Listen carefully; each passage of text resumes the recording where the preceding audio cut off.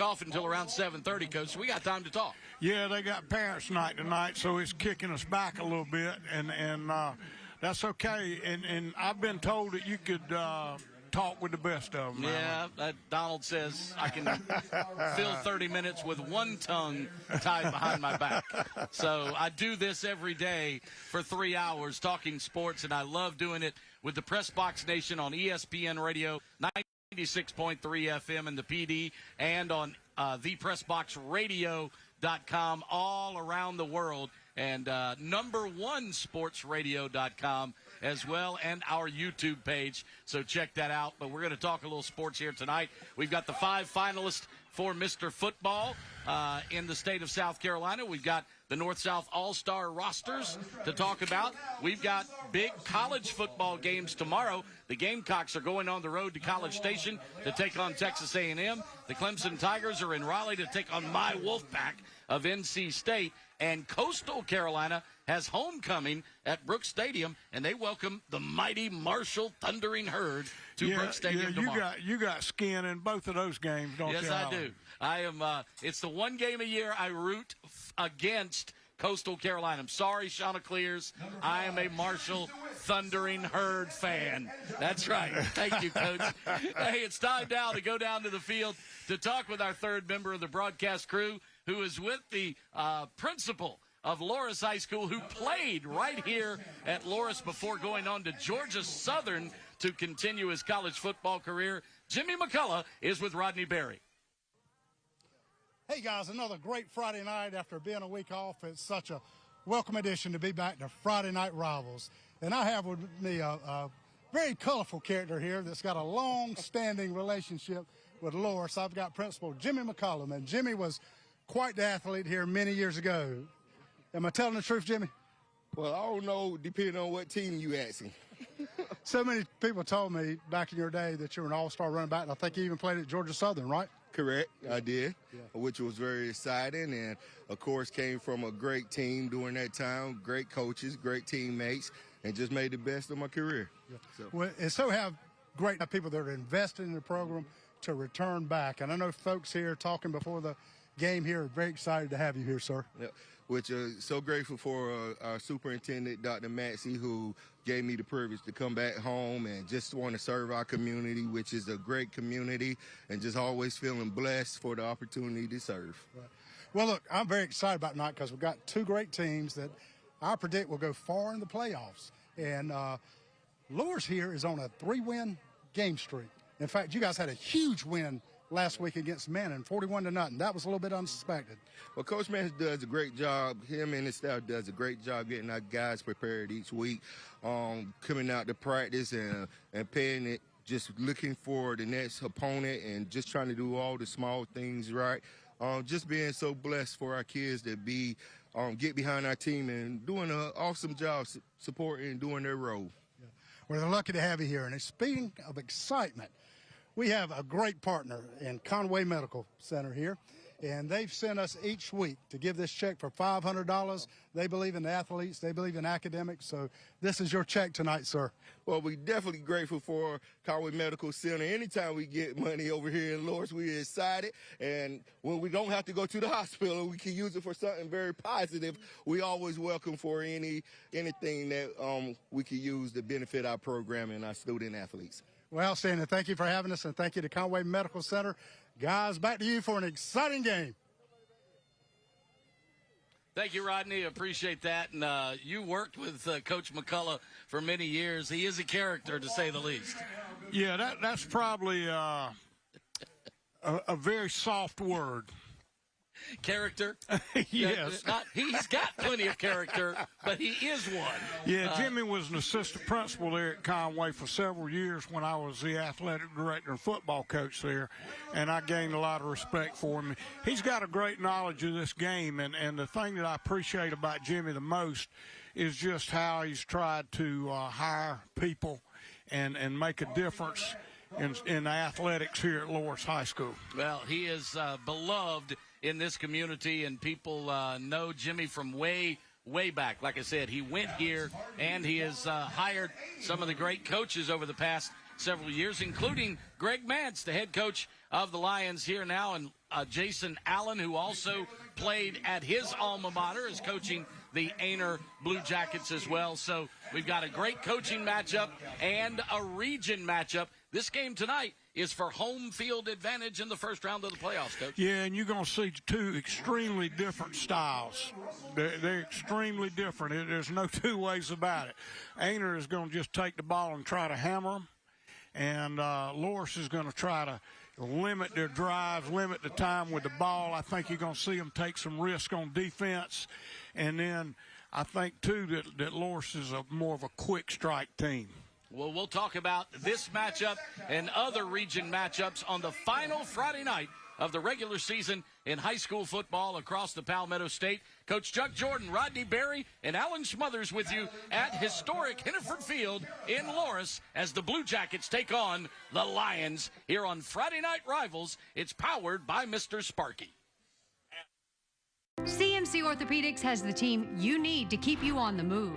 These specialists in sports medicine, joint replacement, shoulder and elbow, hand and wrist, hip and knee, foot and ankle, spine care, and comprehensive pain management use the latest technologies and advanced treatments.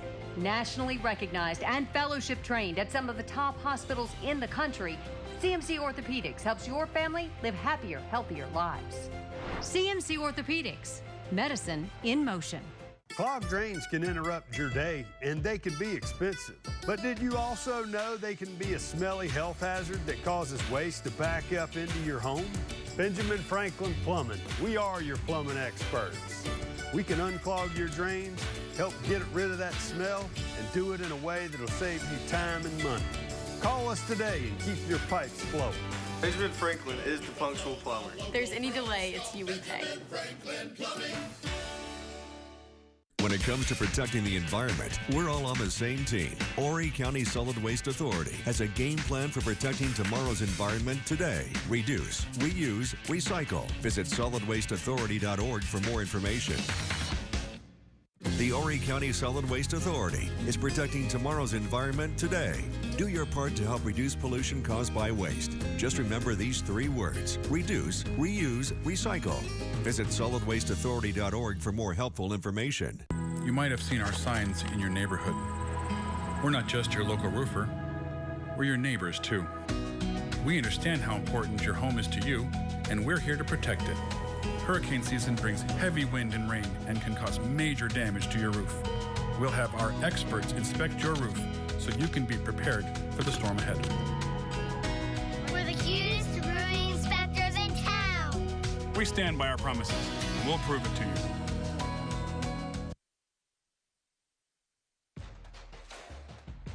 Dr. Jason Sharp, orthopedic medicine, sports medicine, joins us now from CMC.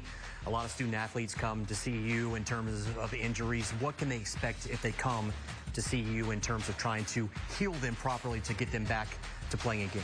So our goal is to keep all the athletes on the field. We try to get them in as soon as possible. If they're injured in the morning, we try to get them in the same day if possible, if not the next day. So we're getting them in as soon as possible in order to make sure that we are diagnosing the issue to either start them into rehab or get them where they need to go as fast as they need to get there. And you do a really good job of making sure they stay on the field in terms of, timetable. Exactly. So it's not necessarily if you're injured, you're out. It's if you're injured, what can we do to keep you involved, keep you a part of the team, and keep you going as far as being with your team.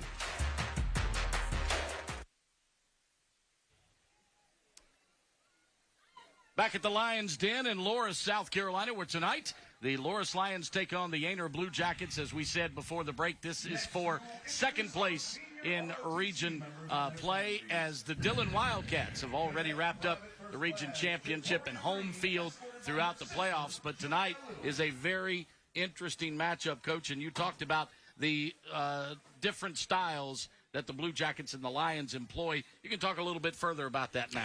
Well, first of all, Aynor's whole idea is to get the ball and keep it and deny snaps to the other team. They want to do a couple of things in that process. They just want to keep the ball away from the other team and not give them as many snaps. But the second thing they want to do, obviously, is just milk the clock, and score. And so they really shorten the game for you regardless. Now, the key to their success is, bottom line, how many snaps do they get? And if they get around 70, they're probably going to be successful in that ball game. If they're down in the below 50 or so, then they're going to be struggling, because that means that they're just not getting enough snaps and keeping the ball, and the other team is getting more opportunity. Now, on Loris's count, they're going to throw the ball down the field at times. They've got some very capable players. I counted about 18 wide receivers on the roster. Oh yeah, they got a lot of kids that they roll in, and they do some various things. But they also, the quarterback and running back can take it the distance at any point in time, and so I would say they're an explosive offensive team. Now, to be explosive though, you got to have opportunity, and so I think that's the key. And I think the key to stopping them is just keeping the ball from them. I don't think that you're going to keep them from making plays, because they're very athletic, they're well coached, and they're going to make some plays. But if you limit their opportunity, then you got a chance. Well, this is our first viewing of the Loris Lions this season, but we saw Aynor all the way back on week 1 against Wilson. One of the best games we've had. Yeah, and we talked about their tight knit offense, the 2 tight ends, the full house backfield, and if they threw 5 passes, that would be 4 more than we expected. But here's the thing, Coach. They threw the ball a lot more than we expected that first week. Yeah, they did, and I've seen them play a little bit since, just looking at some film and seeing them on TV. And they will tell you that they want to throw the ball more. That's a lie. Yeah. That's what I think. They want to run it down your throat, and they will throw it to get you all out of the box. And I know Rivers Johnson is very able to throw the ball down the field. There's no question about that. But at the end of the day, they know where their success is, and they know where they're the best football team.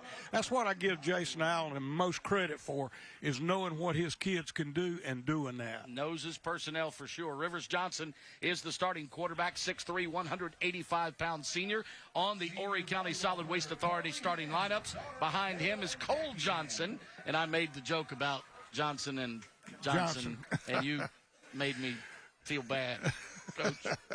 You didn't laugh at my joke. The 2 tight ends are Cody Smith and Noah Lilly. The wingback is Chase Squires, and the 3rd wide receiver is Caden Holden. The offensive line looks like this: Andrew Thompson, Austin Tanyika, who has changed numbers since the first game, and he's moved on to the offensive lineup, or the offensive line. Tanyika's the left guard. The center is Connor Rabin, Dalton Cooper, and Jonathan Edwards. For the Lions, offense looks like this. Thank you, Director. DJ Gibbs is a wide receiver with Zamir Herring, Quantez Dyson, and Jacobian Lewis. They run, like I said, I think they got 18, 19 wide receivers. They got 4 in the starting lineups. The quarterback is Jackson Huff, and the tailback is Leontre Knox. They both started last year as a freshman and a sophomore. The offensive line is Mark Miller, Logan Coleman, Jacarius Wilson in the middle, Jalandon Dozier, I love that name, 5'11", 270-pound senior at right guard, and the right tackle is Jeff But let me Burns. tell you something about Jalandon. He doesn't go by Jalandon. He goes by Boom Boom. Boom Boom. That's it, baby. I love it. Boom Boom Cooper. I like it. Or Dozier. Dozier. Boom Boom Dozier. All right, let's look at the Aynor defense now. The Blue Jackets will go with a 3-4-4 defensive alignment. 3 down linemen, Cody Smith, Jonathan Edwards, and Brandon Elliott. The linebackers on the outside are Julian Stevens and Alex Page. The strong side backer is Josh Larimore, and the middle linebacker is Cole Johnson. The corners are Shalik Nash and Caden Holden, and the safeties, the free is Rivers Johnson, and the strong is Luke McCracken. Loris defense, also a 3-4-4 defense, but they have two ends, and they rush quite often. Landon Connor, 5'11", 230-pound drop in, and Demaria Thurman, a 6'3", 305-pound sophomore on the right side, Coach. Yeah, and you know, Alan, some people call it, they're basically running the same thing defensively. Some people call them tackles, some people call them ends. I know from a coaching perspective, they're doing the same thing. Javon Johnson is the nose guard, 6 foot, 235-pound junior. The inside backers are Avery Todd and Omar Johnson. They started there last year. The outside backers are Pat Bellamy and Gavin Gore. The corners are Tay Cox and Jarius DeWitt. And the strong safety, Quantez Dyson. Free safety is Jacobian Lewis. And you see the band is out on the field. The colors are being presented here at historic Henneford Field. And just as we get our national anthem, we are going to toss it to our sports director, Brandon Dunn, as he has another one of our fine sponsors ready for tonight's final regular season game.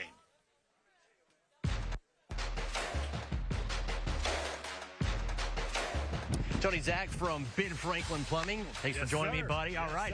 Hey, you guys give out the Scholar Athlete every year, and you've been doing so for 5 years now. Funny story. You went to the Citadel. The kid who went last year from Carolina Forest went to the Citadel, and you got to see him at orientation. Yeah, I sure did. It was a neat experience, both probably for him, but it was real cool for me just to be able to give back and have him go to where I graduated college from. It was real neat. Great kid. Heck, every kid that applies for that scholarship, it makes it so tough because they're all so worthy of a scholarship, and we have a lot of fun with it at the office, and we grade everybody on their videos, and we make it a lot of fun. Well, I appreciate it. I know the kids do as well, giving back and giving that scholarship to those folks. So thank you very much. Sir. I appreciate that. Yes, sir. All righty. Be a part of it.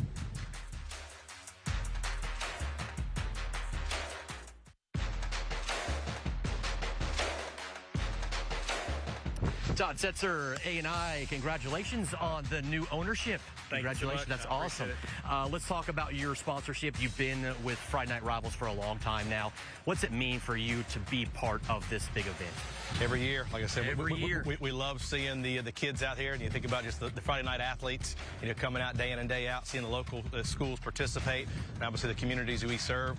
And so anymore, you see these kids now that are going from high school into college, and so now you're seeing that transition. So for us, just be a part of that process for them. Kids are back in school, seeing the student athletes, and so we appreciate being a part of it. We appreciate what y'all do day in and day out. We get to watch the highlights on Friday night, and that's a big part of the week for us, so we appreciate that. Yes, and you've been a big sponsor for Friday nights for the End Zone, too, for a long time, and we do appreciate that, going on 20-something years for the End Zone, man, so it's been going on. So I appreciate it. Thank you very much. Thank you so much. All righty.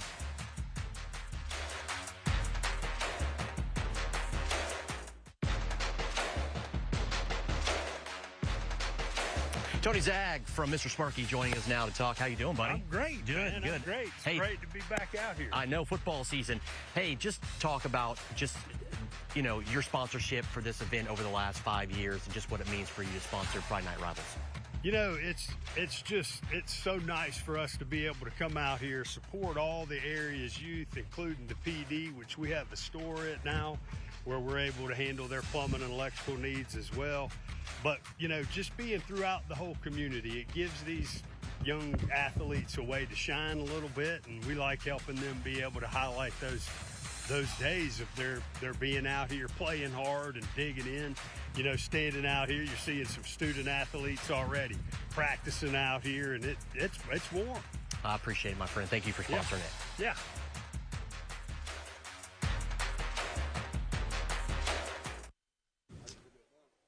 Thank you, Brandon. We are back at Henneford Field in Loris, where tonight the Lions are hosting the Aynor Blue Jackets for second place in region play here at like I said, the Lions Den. And Mr. Sparky is America's on-time electrician, and they are the presenter of tonight's broadcast, along with Conway Medical Center. Conway Medical Center, of course, is the place where you go to not only feel better, but make sure, like Coach Jordan, he had some issues with COVID earlier this week. They took care of him. and he is back and healthy as a horse here at Henderford Field tonight. What a beautiful setting for tonight's game, Coach. We've got a full moon overlooking Henderford Field, and both teams are ready to wrap up the regular season tonight. It's amazing how quickly it's gone, hasn't it? Yeah, it really is. And the thing that's amazing to me is how nice the weather's been all season long. We've had a little bit of rain here and there, but typically by this time of the year, when you feel like you hit the end of October, you better have your coat with you. So it's beautiful out here tonight. You couldn't ask for better weather, Alan. Like I said, we've got a full moon that is overlooking Henderford Field here tonight, and we also have some headlines that we need to get to. One of the guys that you coached a couple of years ago, Coach, at the South Florence Bruins defense and offense, wide receiver Jaden Sellers, yesterday committed to join his brother, Lenora Sellers, with the Gamecocks of South Carolina. Yeah, and you know that Jaden is out for the rest of this year. Yes. And, of course, they're trying to make another playoff run, and they are, I think, one of the top teams in the state, obviously, and in the Carolinas. And yet Jaden is arguably their best football player, and they're going to have to do it without him. And so we're really excited for Jaden, seeing him get that opportunity on the next level. But at the same time, I hate that he can't help them get back.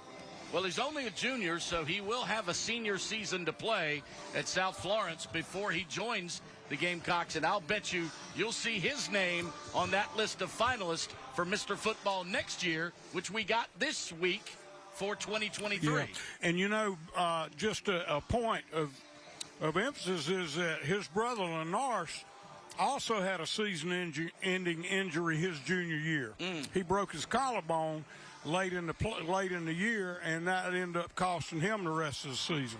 Speaking of Mr. Football finalist this year, Zion Dobson from Hampton County, a running back who already has over 3,000 yards in his career.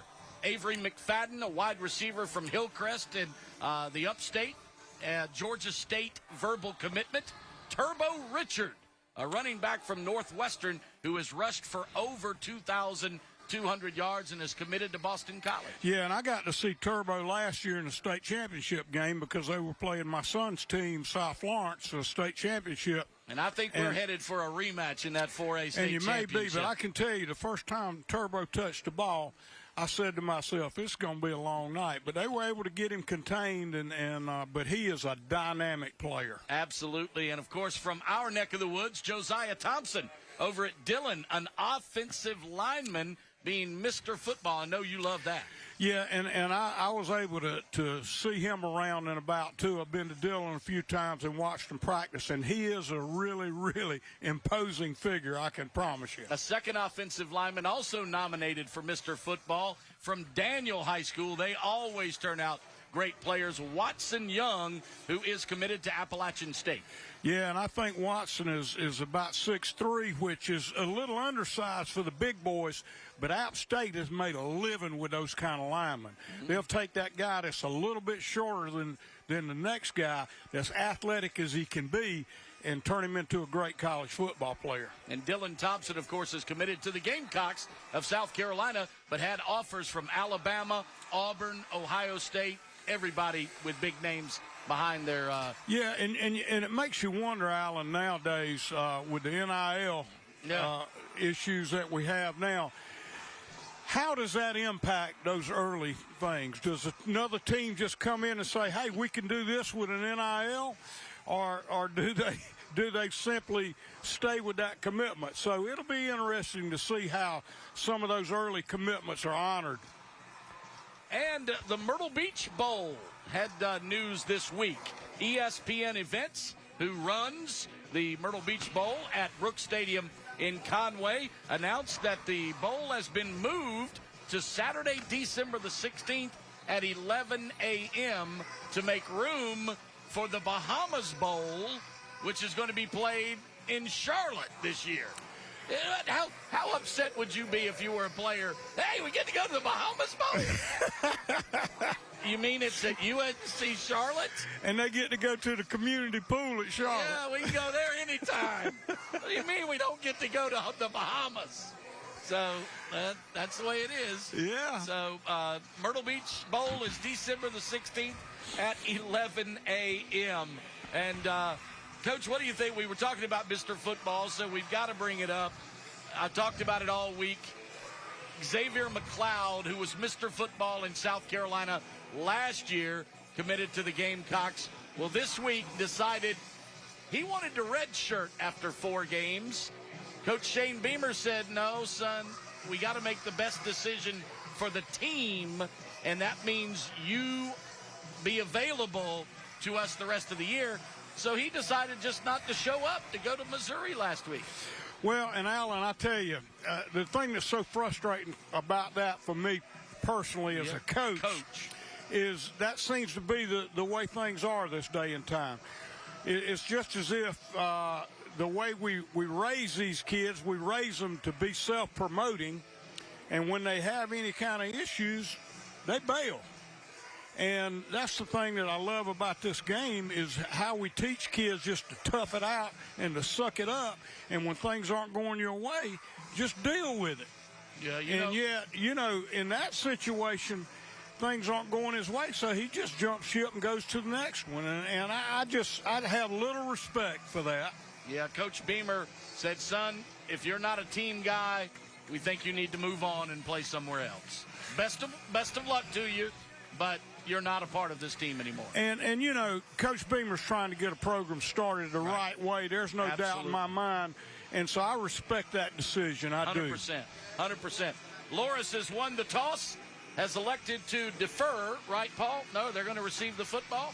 Okay, so Paul Gable, our statistician, I saw the coin flip went in favor of the Loris Lions. The home team is going to take the football first, so they were moved from left to right. And that doesn't surprise me in the least, because what Coach Mance is saying is, look, we're not going to kick the ball off of these cats and let them keep it for the first 8 minutes of the football game. We're going to establish what we can early on, and I get that and understand it. They have done that in the past. Yes. They have kept it for almost the entire length of the first quarter. So there you go. We've touched on a lot of the games tonight, tomorrow, and, well, one more thing before we get to tonight's broadcast here. Coach, we already have some region champions named, and for some, it's the first time ever. Carolina Forest gets their first 5A conference championship. Yeah, and I tell you, I'm mighty proud of Mark Morris's team over there. They, for so long in that region, it was Conway and Sumter. And now Mark said, hey, I'm somebody to be contended with. You better believe it, as he took over or took the measure of Sumter 2 weeks ago, beat Socastee last week to secure that region championship, and now they will go in as the #1 seed in the lower state. Hey, Carolina Cool is our sponsor of all the touchdowns tonight. Carolina Cool, now that is cool every time they cross that goal line. Myrtle Beach Hyundai, remember, no games, no gimmicks, just good deals at Myrtle Beach Hyundai. And America's, our Mr. Sparky is America's on-time electrician, and we thank them all, including Conway Medical Center, for their sponsorship. And, Coach, we are just about ready for kickoff tonight. You think that Loris is going to try to spread it out tonight while Aynor will keep it between the hash marks? And I'll tell you this, I think this first drive that Loris is going to have is going to be important, because what they don't want to do is they've got to take advantage of every single possession, simply because Aynor's going to try to take the ball and keep it. And so if they can do something with this possession, then they put Aynor in a situation where they don't have all day. Well, Aynor is wearing their white jerseys on the road tonight with the dark blue numbers and the light blue trim, with the royal blue breeches and light blue trim, white helmets, and the ever-present Diamond A on their helmet. For Loris, it's the white breeches, the blue jerseys, white numbers, gold trim, white helmets, and they are ready for the senior night final game of the regular season. Our spotter tonight is Deuce Stevens. He plays on the JV team, and they got a big win last night against this Aynor team, and there was some fireworks in that one. Yeah, and I think you're going to see some fireworks tonight. I think you're going to see these kids get after one another's behind. So the Blue Jackets will have, actually the Lions will have the football first. Need to turn my spotter board over. It's an onside kick. It just gets across the 50-yard line, but the Lions will cover it up and have great field position to start, Coach. The Loris Lions will come out with Jackson Huff at quarterback, Leontre Knox at tailback, wide receivers DJ Gibbs, Jameer Herring, Quantez Dyson, and Jacobian Lewis. And, of course, Aynor's front three are Cody Smith, Jonathan Edwards, and Brandon Elliott. The linebackers, Julian Stevens, Josh Larimore, Cole Johnson, and Alex Page. Here's the shotgun snap. The handoff is DeVancease Jordan. Jordan gets it to the 50, and that's about it. A 1-yard pickup, 2nd down and 9. They're going to put the football on the Aynor half of the field, so a 2-yard pickup will make it 2nd and 8. Yeah, and I think the other thing that you want to look at when you look at Aynor's defense is what the safeties are doing, because if they let those guys roll down into the box, they can be tough up in there in the between the tackles. This is the 3rd week in a row that we have had a starting tailback that was not listed as the starter, and a great swing pass out into the right boundary is caught and taken for the 1st down by Jameer Herring. Yeah, and that tackle looked like it came from Caden Holden and Cole Johnson then. But, you know, one thing I noticed, they had an opportunity up on the line of scrimmage and missed that play. And that's a tackle that you just got to get yourself under control. He went in trying to take him out. You got to be under control on that. You're not going to get the big hit. You grab them and take them to the dirt. VanCease Jordan is the starting tailback. He stays in the game with Jackson Huff. 1st and 10 on the Myrtle Beach Hyundai 1st down at the 39-yard line. They hand it to Jordan, and he carries for another yard. So he's carried twice for a total of 3 yards. So it's 2nd down and 9 inside the 40 of Aynor. Ball at the 38-yard line. Alan Smothers, Chuck Jordan, and Rodney Berry with you. Our statistician is Paul Gable. And as I said, our spotter is Deuce Stevens. Twin receivers to the left and to the right. They've only passed one time, though, for the 1st down. And here's Jackson Huff taking the shotgun snap, fires out across the middle. Great catch by Jacobian Lewis. Lewis carries for another Myrtle Beach Hyundai 1st down, a 20-yard pickup to the 20-yard line. And that was an RPO on Jackson's part. And what he did, he just basically looked at that linebacker to see if he was coming up. He did, and he got in behind him then. You can see right here, he got right in behind that linebacker. Jackson made a perfect throw. Right there. Good execution. Got a flag. It brought it back, Al. Not sure what the flag was. I don't know what the flag is either. We haven't got an indication yet from the officials. So it was at the end of that play a hold. So it's going to cost them not only the 18-yard 1st down pickup, but it's going to cost them about 8 more, maybe 10. So it'll be 2nd down and 20 instead of 1st and 10 in the red zone, Coach. Out of the one-back pistol, play-action pass. They're going to go deep. He drops it in the bucket, and it's caught on the sideline again by Jacobian Lewis. Lewis has been the go-to man and sure hands. Catches inside the 20 at the 15-yard line. Here's the Mr. Sparky replay, Coach.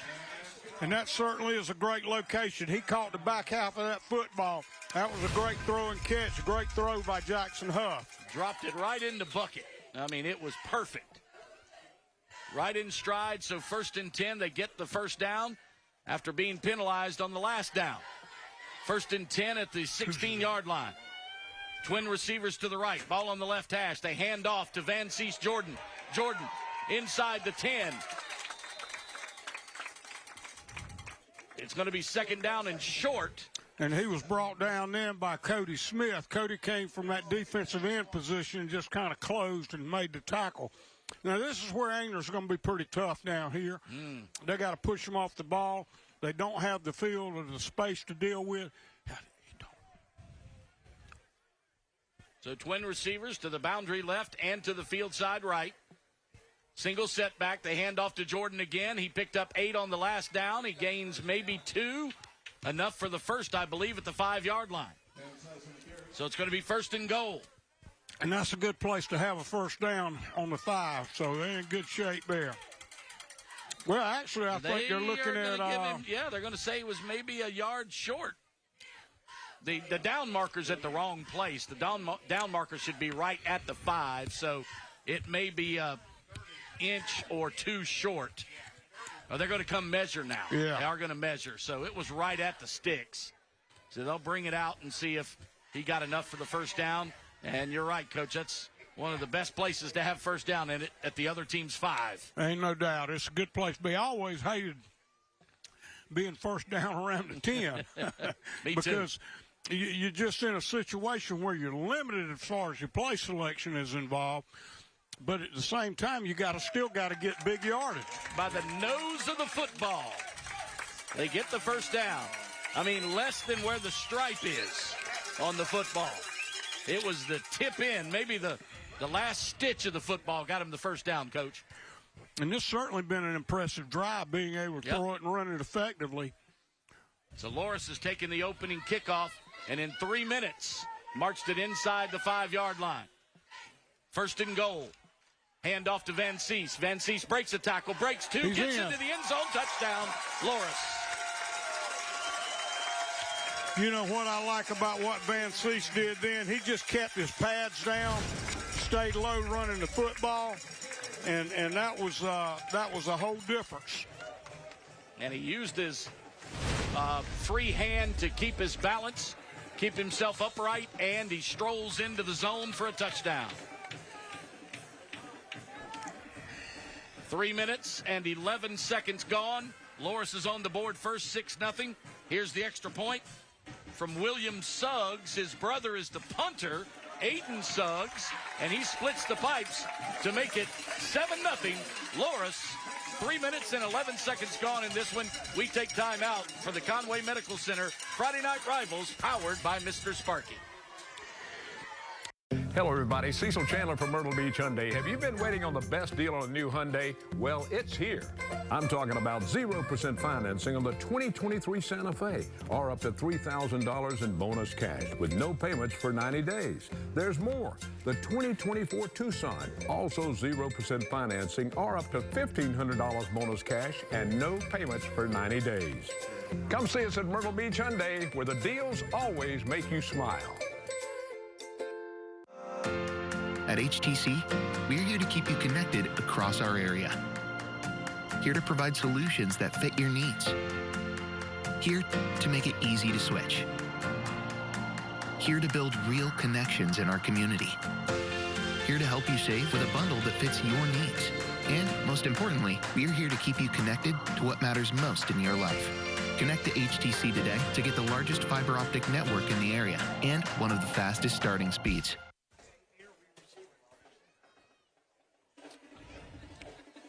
Closed captioning tonight is brought to you exclusively by the Bath Fitters. You know, Alan, again, we mentioned there's a reason Loris want to take the football then. They want to establish, and if they can stay a score ahead, it has an effect on how patient Aynor's going to be willing to be. So we'll have to see as the game progresses just how patient they can maintain that patience. And of course, if they can take the ball here and go down the field and score, we're right back even again.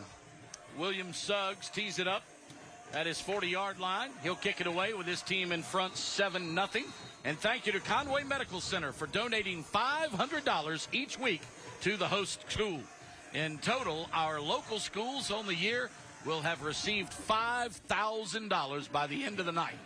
Here's a bounce up to the return man, and he is taken down immediately. Great job by the Loris coverage team as Caden Holden brought it at about the 26 and dropped it as 23. Yeah, and that was Jacoby and Lewis that made the play then. And typically, Alan, what we tell those kickoff return guys is do not run lateral. Yeah. And the reason is guys are sprinting down the field full speed, and if you run lateral, they're always going to be faster than you. And he lost 4 yards on that play back to the 22, so 1st and 10 for Aynor on their first possession. Cody Smith, Noah Lilly are the tight ends. The wingback is Chase Squires, wide receiver Caden Holden, tailback is Cole Johnson, quarterback is Rivers Johnson. He's in the single back pistol. He takes the snap and hands off to Cole Johnson, and he is met immediately by a lion in the backfield.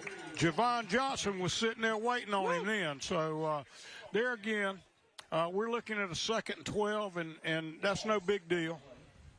Back at the 20-yard line, so 2-yard loss on the play. So in their possession so far, they have minus 6 yards.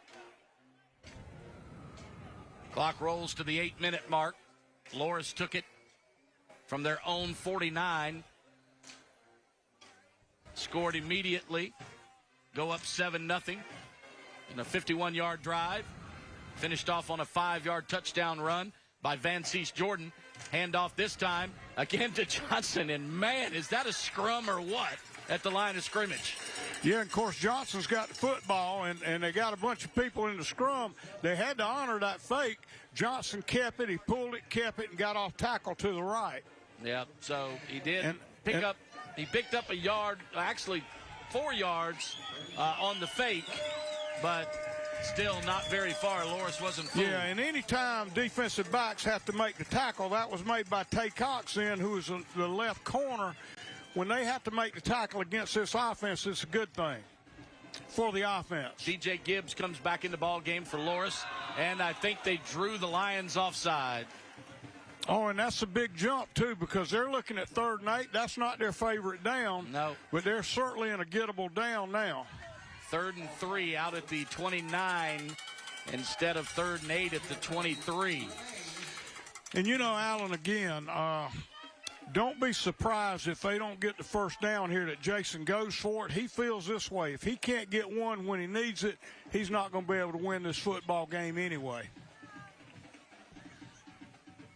So on 3rd down, we got an up back and a single back pistol with the quarterback, Rivers Johnson. Actually, 2 up backs. They give it off to Cole Johnson. Johnson kind of stumbles his way to the right wing, and I think he's going to fall forward enough for the first down. Yeah, it's kind of hard to say. I think where they're going to spot it's going to be short, though, Alan. They're going to say his knee hit down before he got to the yard marker. And Loris brings in new linebackers, and they're going to stack the box on 4th and 1 from the 30. Would you do this here, Coach? Well, you know, again, I mentioned I think Jason feels like that the best thing he can do is run the football in short yardage situations, and if he can't do it, he doesn't want to give them the ball back. Look how many people they have in the backfield. They had 3 up backs. The quarterback's going to keep it himself. He's got the first down and more. Wow. Across the 35. They must have had 5 blockers in front of the quarterback. And I tell you, if Omar Johnson hadn't made that play, then Cole would still be running. But Omar did a great job from that middle linebacker position and came in and made a play for him. Isn't there a rule on how many people you can have in the backfield, Coach? Because it looked like half the team was back there as his lead blocker. There's not a rule about how many you can have back there. You just got to have so many on the line of scrimmage. And that's 7. Yeah, well, he had the other 4 right there in front of him. And here's the snap directly to Cole Johnson, and Johnson spins to the 40 for about a pickup of 4, so 2nd down and 6. Yeah, and the Demaria Thurman made the play then, but you know the big thing there is again they're starting to get a little movement off tackle, and that's what they want to do. Now we see some change of personnel right now on Loris's part. It looked like they brought an extra defensive back in. I don't know exactly why other than they're expecting something, and it could be the quarterback Reed. 2 up blockers in front of Rivers Johnson. He's got Caden Holden in the backfield with him. because Cole Johnson went out. Quarterback keeps it himself on the read option, picks up 5, so it's going to be 3rd and 1. Yeah, he's going to be short there. That tackle was made by Pat Bellamy, the outside linebacker. And, again, Aynor seems to be moving the football. You can say they took a risk on 4th and 1, but in their mind, they're going to get that. So 3rd and very short at the 46-yard line. And Cole Johnson returns to the ball game for the Blue Jackets. Jackets in white jerseys tonight and helmets. Loris in blue jerseys and white helmets. Jackets moving from right to left. 2 up backs. Quarterback keeps it himself. That's Cole Johnson with the direct snap. And Johnson carries to the 50. So it's a Myrtle Beach Hyundai first down and right on the dividing line. Yeah, and that was Pat Bellamy again. They've attacked that side about 3 times in a row, and I don't know if they're attacking it because they like it or they're trying to stay away from big Demaria Thurman. I'm not sure which. Well, the side judge was standing on the 50-yard line, but the head judge marks the ball at the 49. So it's 1st and 10 for Aynor in plus territory now. Single setback with Rivers Johnson to his right. And he hands off to him. And that's Cole Johnson with a big hole. And he carries close to 10 to the 40-yard line. Yeah, I think he's going to be a little bit short. Tez Dyson, as he's well known around these parts, made the tackle from the safety position. Rivers Johnson is going out of the ball game, so there'll be another direct snap to Cole Johnson on this 2nd and 1.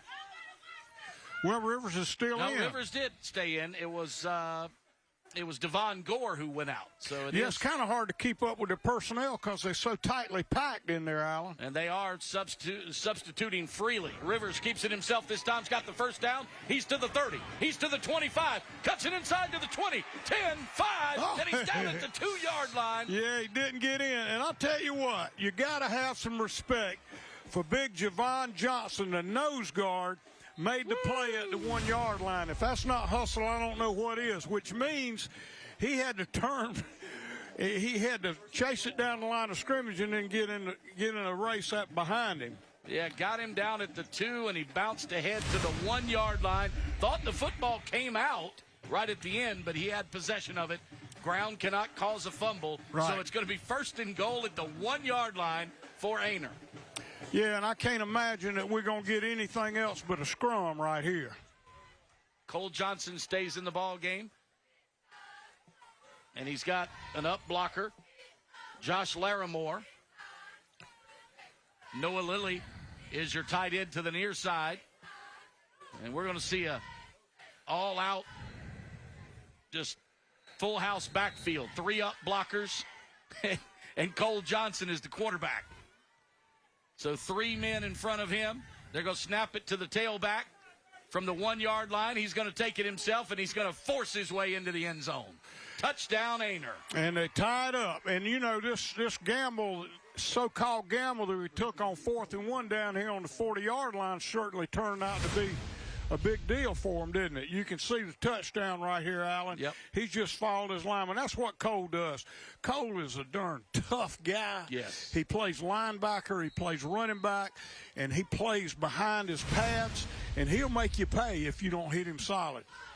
Well, we're 1 point from tying this ball game up. The extra point is going to be attempted by Luke McCracken. McCracken was their field goal kicker last year, but it looks like they've got the offense on the field and may go for 2, Coach. Yeah, and Luke is the principal's son too, Alan. They are going to go for 2. Rivers Johnson in there. Rivers rolls out to his right, looking for a man in the end zone, and it's batted away. Nice job by the Loris defender. He stayed at home instead of following that running back out of the backfield, so the 2-point conversion is nullified. Yeah, and that was Tez Dyson that made the play. And, you know, as we look. Let's take a look at the drive when we come back from this timeout. It's still a 1-point lead for the home team, 7-6 Loris over Aynor as the Conway Medical Center Friday Night Rivals rolls on. Robinson Community College offers over 80 programs of study, from mechatronics to surgical technology to welding. Our short-term training programs lead to long-term careers in healthcare, industry, cybersecurity, and more. Start, achieve, become. Robinson Community College. Register for fall 2023 today. Visit robinson.edu for more details. Aprende inglés gratis en RCC. Guys, I think it might actually be warmer outside. Sorry, the heat pump went out. Hi friends, referee Diane here. If your heat pump is penalizing your comfort game, make the call to Carolina Cool and Carrier. Turn to the experts with heating and air, plumbing, electrical, and air quality. With Carolina Cool and Carrier, it's always first and goal. Carolina Cool! Carolina Cool! That's cool.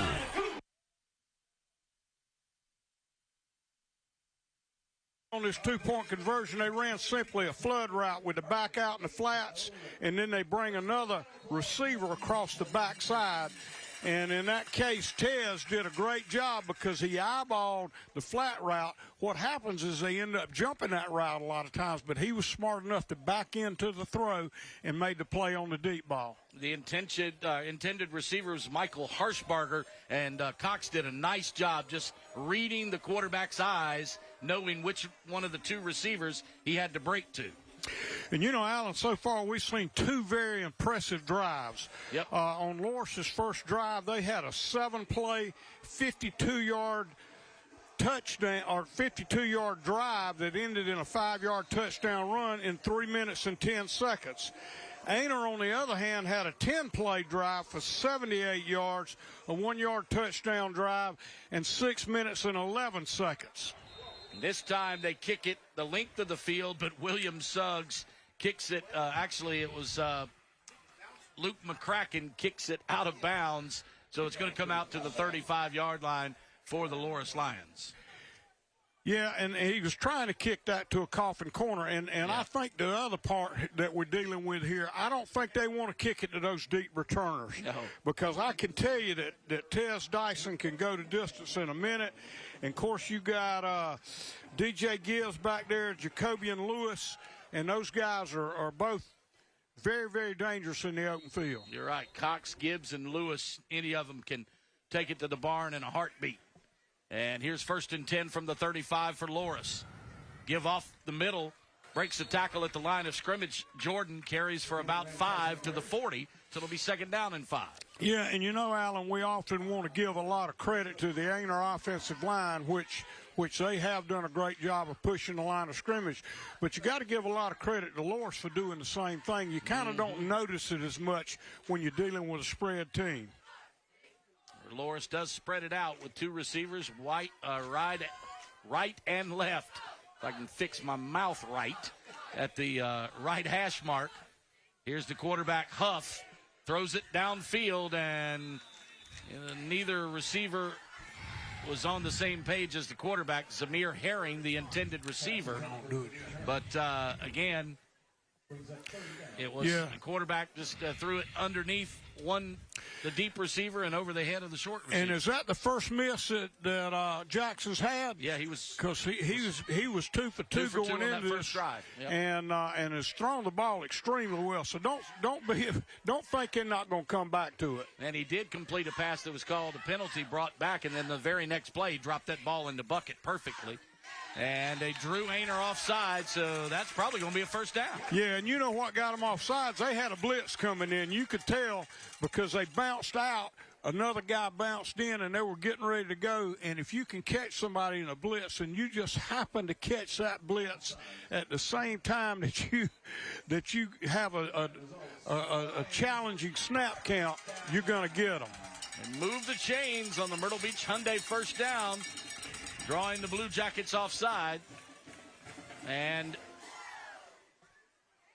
Demarius Campbell comes wide to the near side right.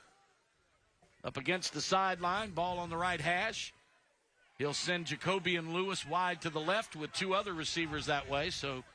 And now a man in motion is DJ Gibbs. He stops at the slot receiver position. They hand off, though, to Jordan up the middle, and Jordan spins his way across the 50 to the 49, 6-yard pickup. I tell you, I've been real impressed with Jordan so far. His style of running, he keeps his pads down, so it's very hard to knock him off his feet, but he keeps his feet moving. He's got pretty good body control. You know, Coach Leontre Knox was listed as the starter. He was a starter last year as a junior. He may be injured and is not played in the lineup yet. Yeah, and I haven't. I asked about that earlier today specifically because I didn't see his name there, and I was told. I really don't know the answer to that one. Yeah, that's one of those FERPA, HIPAA things. And, yeah. But big catch by DJ Gibbs, and he shakes and bakes his way down to the 32. Another Myrtle Beach Hyundai first down for the Loras Lions in Aynor territory. And again, what's important here is you got to make those tackles in the open field, and that's the second time they've had a big play as a result of not being able to wrap that tackle up with the initial hitter. Luke McCracken on the stop for the Lions, and they hand off to Van Cease Jordan again. This time he's met at the line of scrimmage and dropped. Yes, he was, and of course it's a little easier to tell who's making the play on defense here, simply because just a 1-yard pickup. Makes it 2nd down and 9.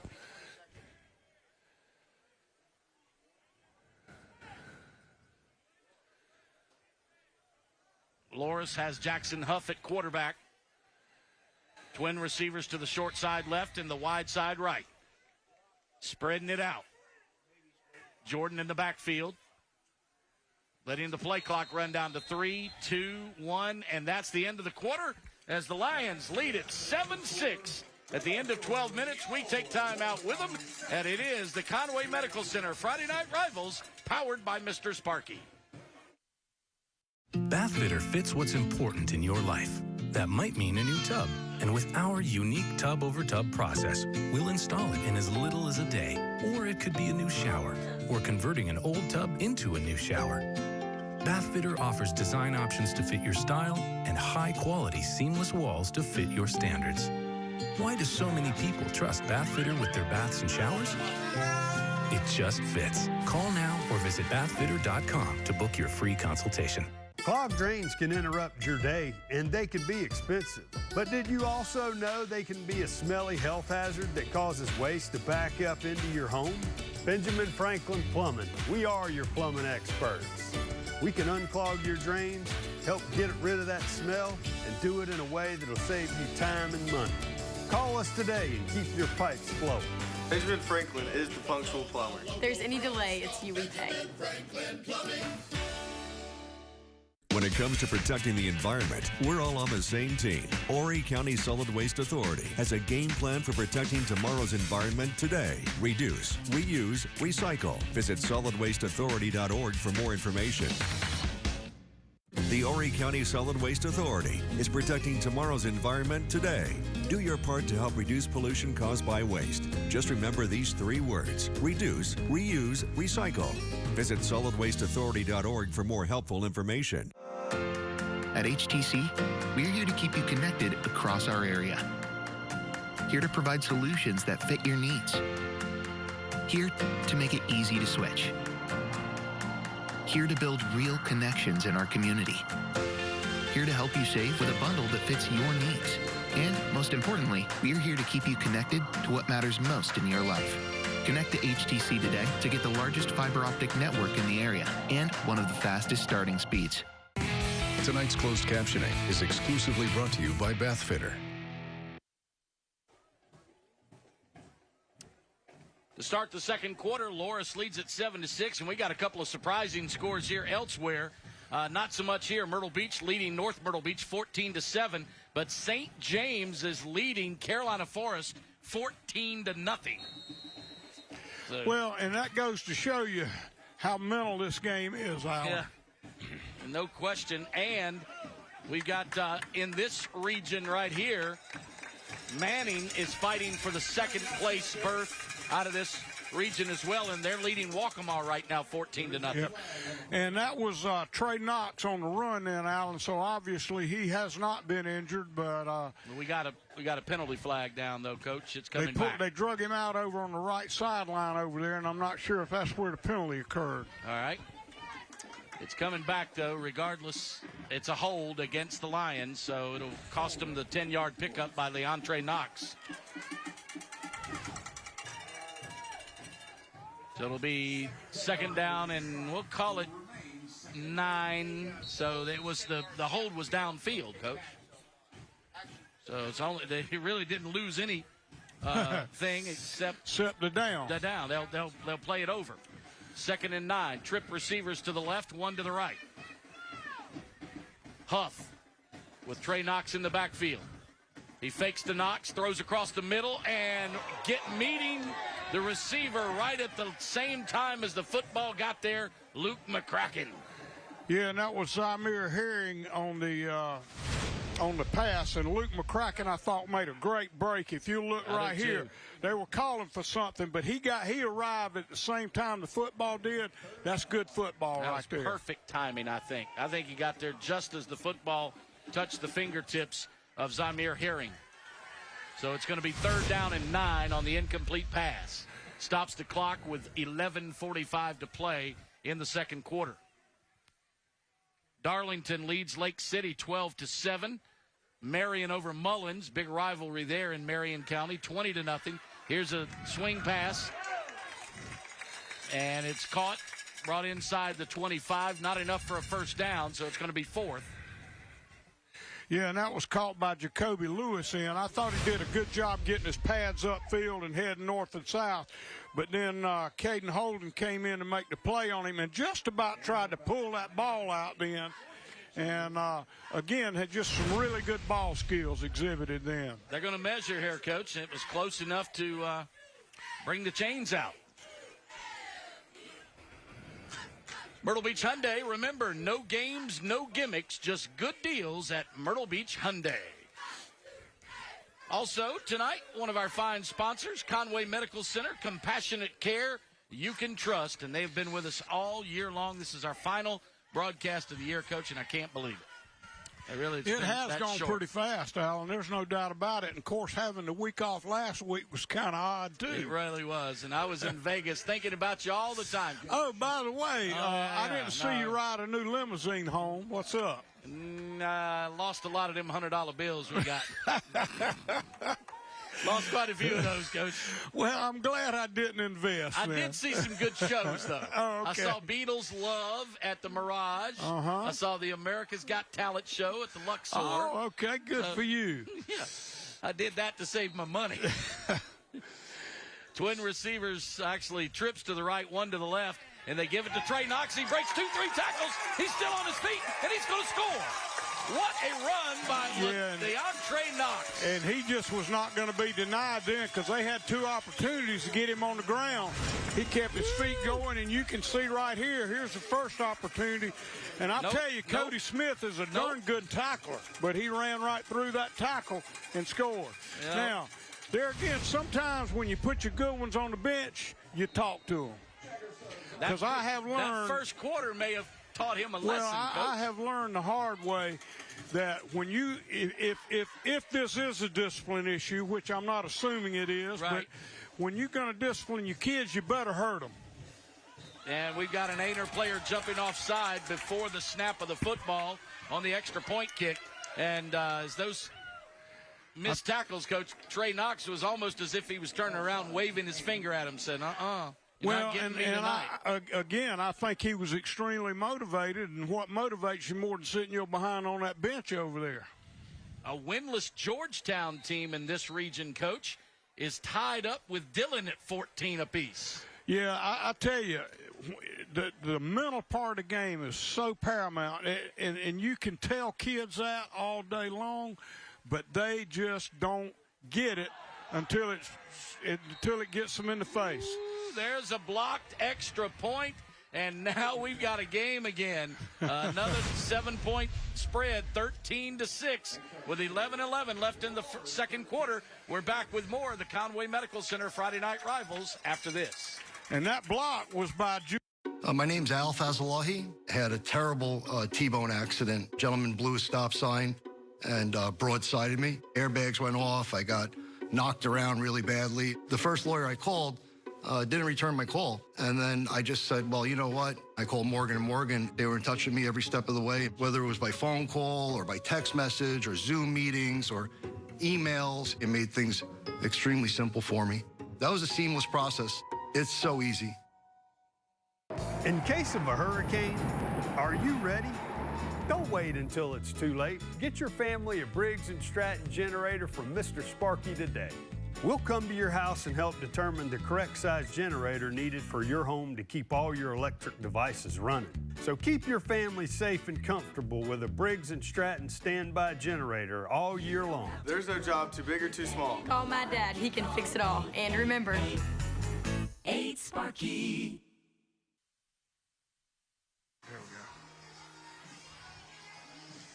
Well, the Aynor Blue Jackets missed their 2-point conversion attempt, and then they come back and block the extra point attempt by the Loris Lions on their second touchdown. So we have a 7-point game again, Coach, 13-6. Yeah, and of course that was an 8-play, 65-yard drive, and ended up with a 22-yard run by Trey Knox, and again, 3 minutes and 20 seconds. So Aynor hasn't hogged the ball as much as they would like to, but at the same time, they have been effective when they had the ball in their hand. And at the same way, both offenses seem to be in high gear. Tonight's closed captioning is brought to you exclusively by the Bath Fitters. And we've got a penalty being assessed on the kickoff, Coach, on that extra point attempt. Aynor jumped offside, so it's going to cost him 10 yards here on the ensuing kickoff at the 45. It's going to be caught and brought back from the 20 to the 25. Still on his feet, moving. Shalik Nash at the 30. He's at the 40, 50, 45, and run out of bounds just short of the 40-yard line of the Aynor Blue Jackets. And I look behind the play and don't see a flag, so that's a heck of a run back for him. That puts him in really doable field position. Actually, just beyond the 40-yard line of Loris, so it is plus territory for Aynor, and they're going to say he ran out of bounds at the 46. So it's 1st and 10. Now they move it back to the 47. What are they doing? Can they not figure out? Well, it's the 47-yard line now. 1st and 10. I thought he only ran out at about the 42 or 41. But all right, well, let's see how Aynor can maintain possession here. I'm curious. I'm guessing about a 9 to 12 play drive. So we're a minute gone here in the second quarter, and moving the pile literally across the 40 to the 39-yard line. That's an 8-yard pickup. Make it second and 2. I tell you what, I didn't see a lick of the runner then. He hit the line of scrimmage, and then he was just consumed by a bunch of bodies. And he made the entire pile move backwards. So 2nd down and 2 at the 39-yard line. And I think that was Chase Squires running the football then, but I'm not positive. Got 2 up backs, single back pistol, and a whistle before the snap of the football. Obviously a pre-snap penalty on the offense. So somebody on the offensive. No, actually it looks like it's going to be on the defense in the neutral zone. Offside against Loris. So well, and I tell you what happens against this type of offense, Alan, is the coach is on your behind over there by getting penetration, and you know you got to get off the ball in a hurry. And that's typically when they get those kind of penalties. And that gives the Jackets a Myrtle Beach Hyundai first down. To the 34-yard line. 1st and 10. Twin backs up, and wow. You got penetration, the ball's on the ground, and I believe Loris says they have it, but the official says no, it's Aynor's football. Yeah, I believe Aynor came up with it. Of course, that's a 5-yard loss, so now they're looking at 2nd and 15. That turnover looks like was made by Demaria Thurman. It's hard to say, but that's where it looked like it came from. And that was the first carry of the night by Alex Page, too, for Aynor. Yeah, and again, one of the things that I see Aynor doing right now, both their tailback and their quarterback start and play both ways. And so they're trying to give those guys as many early rests as they can. 5-yard loss on the play makes it 2nd and 15 at the 40. And they do hand off. No, they fake it to Cole. Rivers Johnson keeps it himself, and he gets back the yards they lost and maybe one more, so it'll be 2nd down and 9. And that was Jarius DeWitt, number 5, that made the play then. Again, he's coming in from the corner position, and that's a good spot to be. Now, we're still looking at 3rd and 8 right here, Alan, because of the penalty. 3rd down and 9, so they need to get it to right around the 24 for a 1st down. Yeah, and you know they've got 2 downs to get it, so they're still in their playbook's wide open right here still. They don't have to throw it down the field unless he just wants to. And Loris jumped and he offside. got a jumper. Again, Alan, it's hard not to jump against this offense because you know they're going to wedge you behind and try to drive you back to that goal post, and you want to get every split second that you can up front. It's not a 1st down, but it makes 3rd down more manageable, Coach. Absolutely. So 3rd and 4 instead of 3rd and 9. Need to get it to the 24-yard line. And we got basically a wishbone. 3 up backs, and they're going to snap it directly to Cole Johnson. Johnson gets in behind that big offensive line. He's got the 1st down and more. Down to the 20-yard line. And again, the nose tackle, Javon Johnson, was on the play then, but not until Cole got about 5 extra yards in. And so Cole has certainly been a battering ram this whole football game. Ran behind Dalton Cooper, who's 6 foot 260, and Jonathan Edwards, 5'11", 300. Oh, yeah, there's some meat on the line on both sides of the football. So 1st and 10 on the Myrtle Beach Hyundai at the 20-yard line.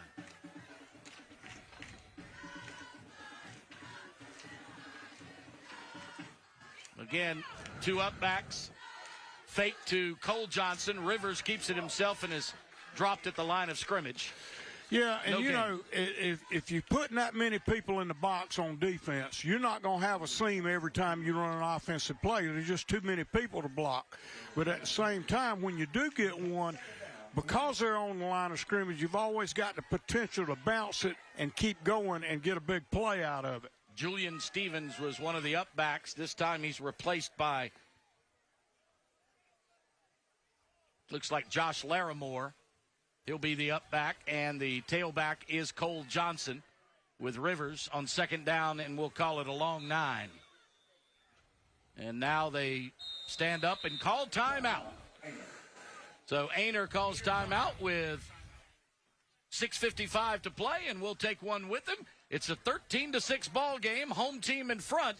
Loris leads it on Conway Medical Center. Friday Night Rivals, powered by Mr. Sparky.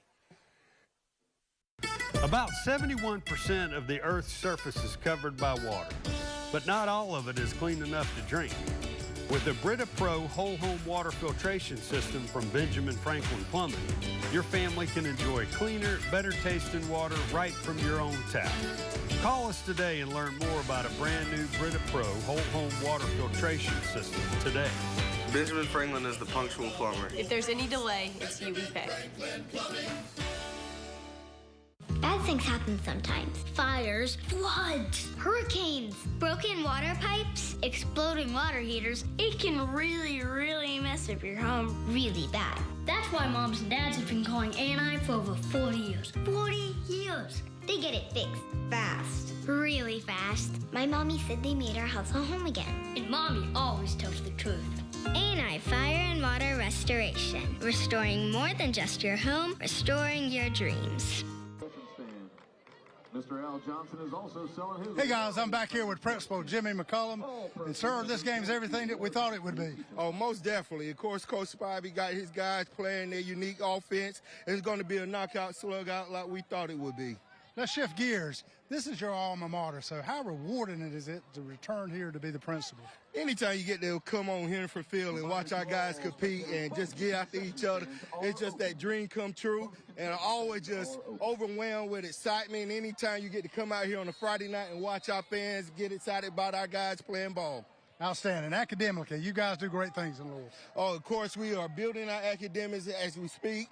We have been able to improve our honor society clubs. We have improved our AP classes. Our teachers are outstanding. The teachers and staff continuing to educate our kids the best to their ability, and we're very excited this school year. Thank you, sir. Back to you guys. How about that? Rodney Berry, as he's talking to Jimmy McCullough, the Lions forced the football out on the carry by Matthew Kirby. Here's the CMC replay on the counter give, and he busts it right out of there. And you can see that Omar Johnson came up and just put his hat square on the ball, knocked it out. That was a beautiful, beautiful tackle. Actually, that was Austin Tanyika. Tanyika gets the fumble. It was just busted wide open by that Loris defensive line, and that was in the red zone, Coach. That's a big turnover right there. Absolutely. So Loris gets it back, and plenty of time for the throw. He's got him wide open, and a great tackle, touchdown saving tackle by Julian Stevens of Aynor, but a great throw and catch by Jacobian Lewis from Jackson Huff. And Huff has been on the mark tonight. He has, and he threw a wheel route then, Al. And what a wheel is, they post that outside receiver. They bring the inside receiver out and then back up the sideline, hoping that corner will get out of position. They actually had it covered pretty well. Yeah. It was just a great throw. Yeah, I said wide open. I don't know if it was wide open, but it was open enough to him to drop it right in there like he did in the first half. And nice move. Van Cease Jordan just will not be taken down after he picks up 3 or 4 yards. And that was Julian Stevens on the tackle then.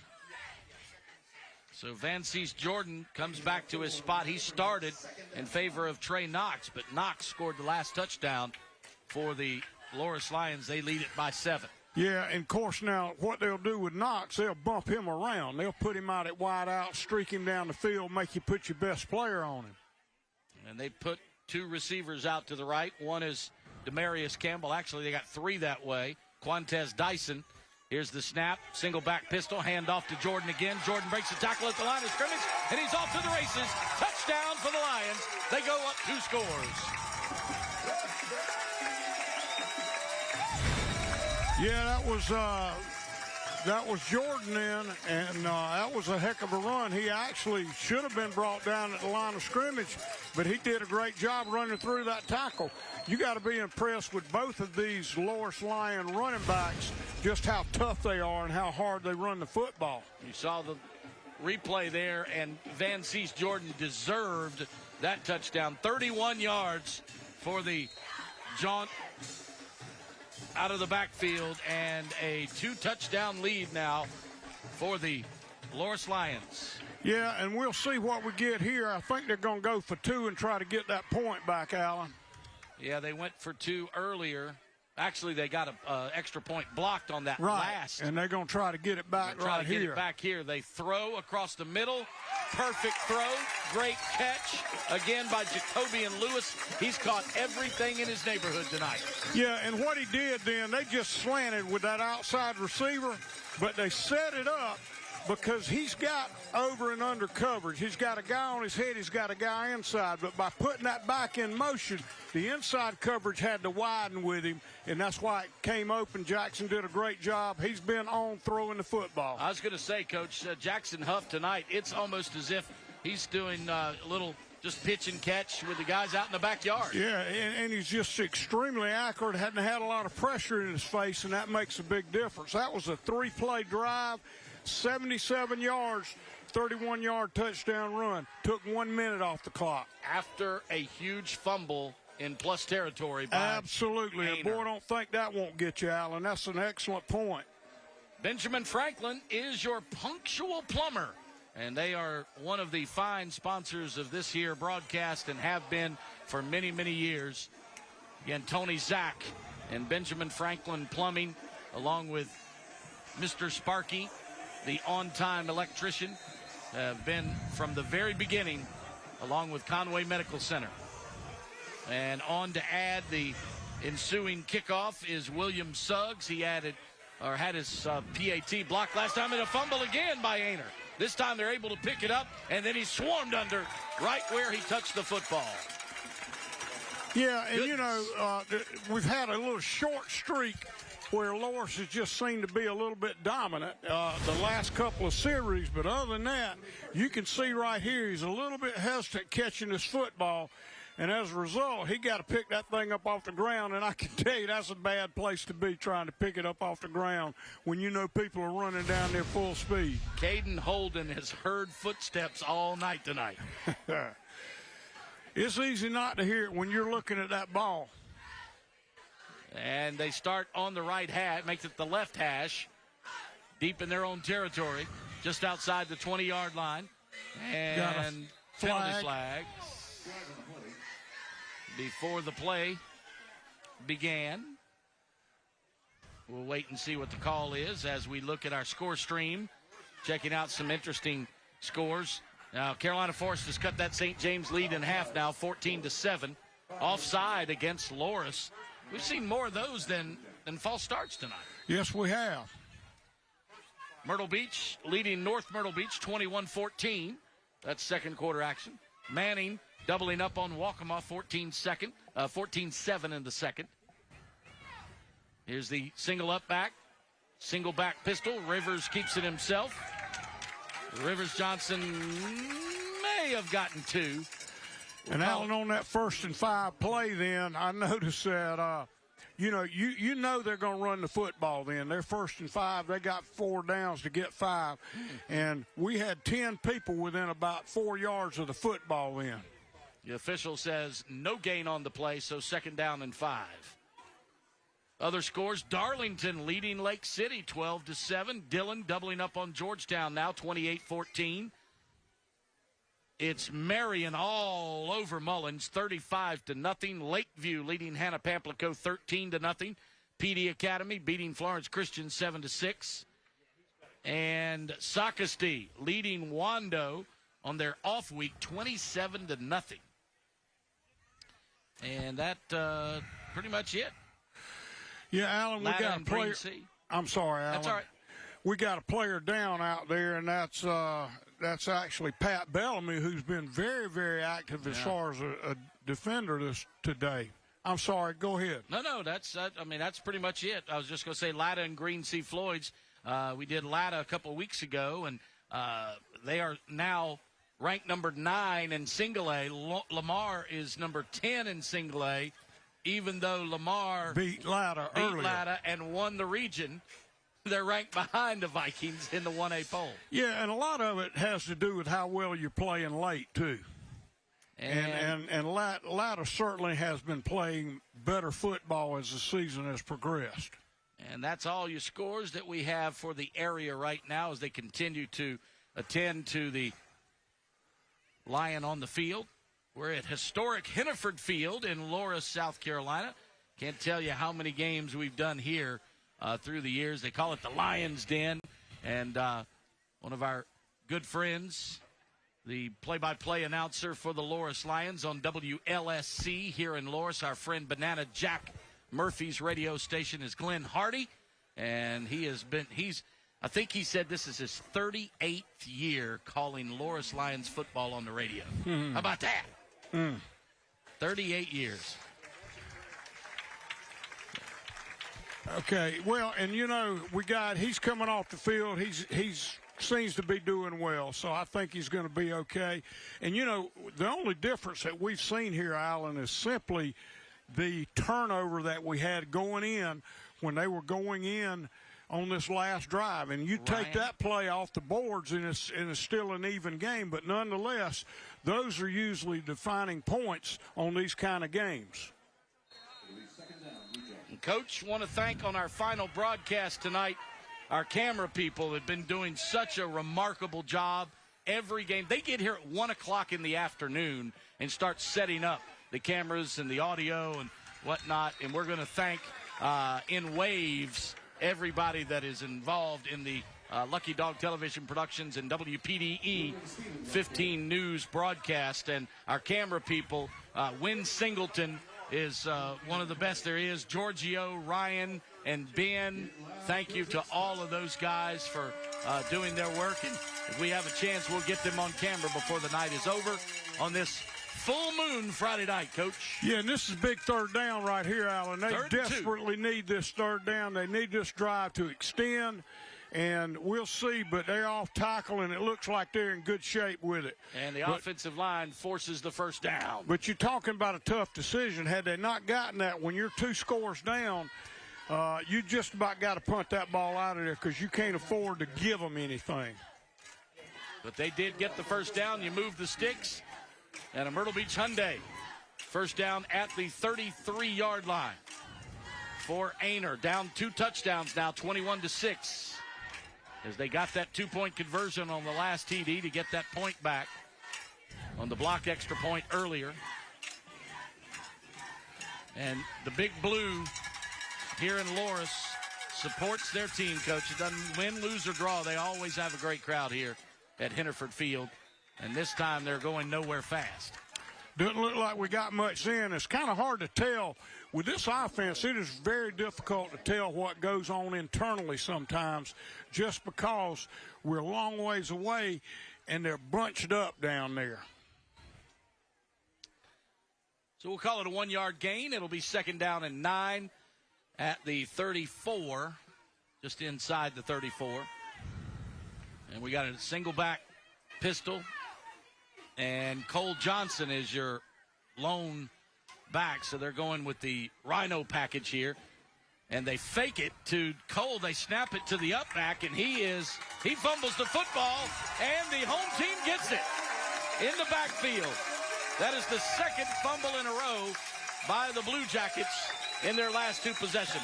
And I think that was Demaria Thurman that came up with that ball then. I'm not sure if he was involved with the play, too, if we can see here. See, they snapped it to the up back, and he went forward for about a yard and then got relieved of the football. Yeah, and of course, Thurman's the one that came up with the ball. Don't think he caused it, though. No, I don't think. I think it was either Javon Johnson or Gavin Gore that got in there, saw the play develop.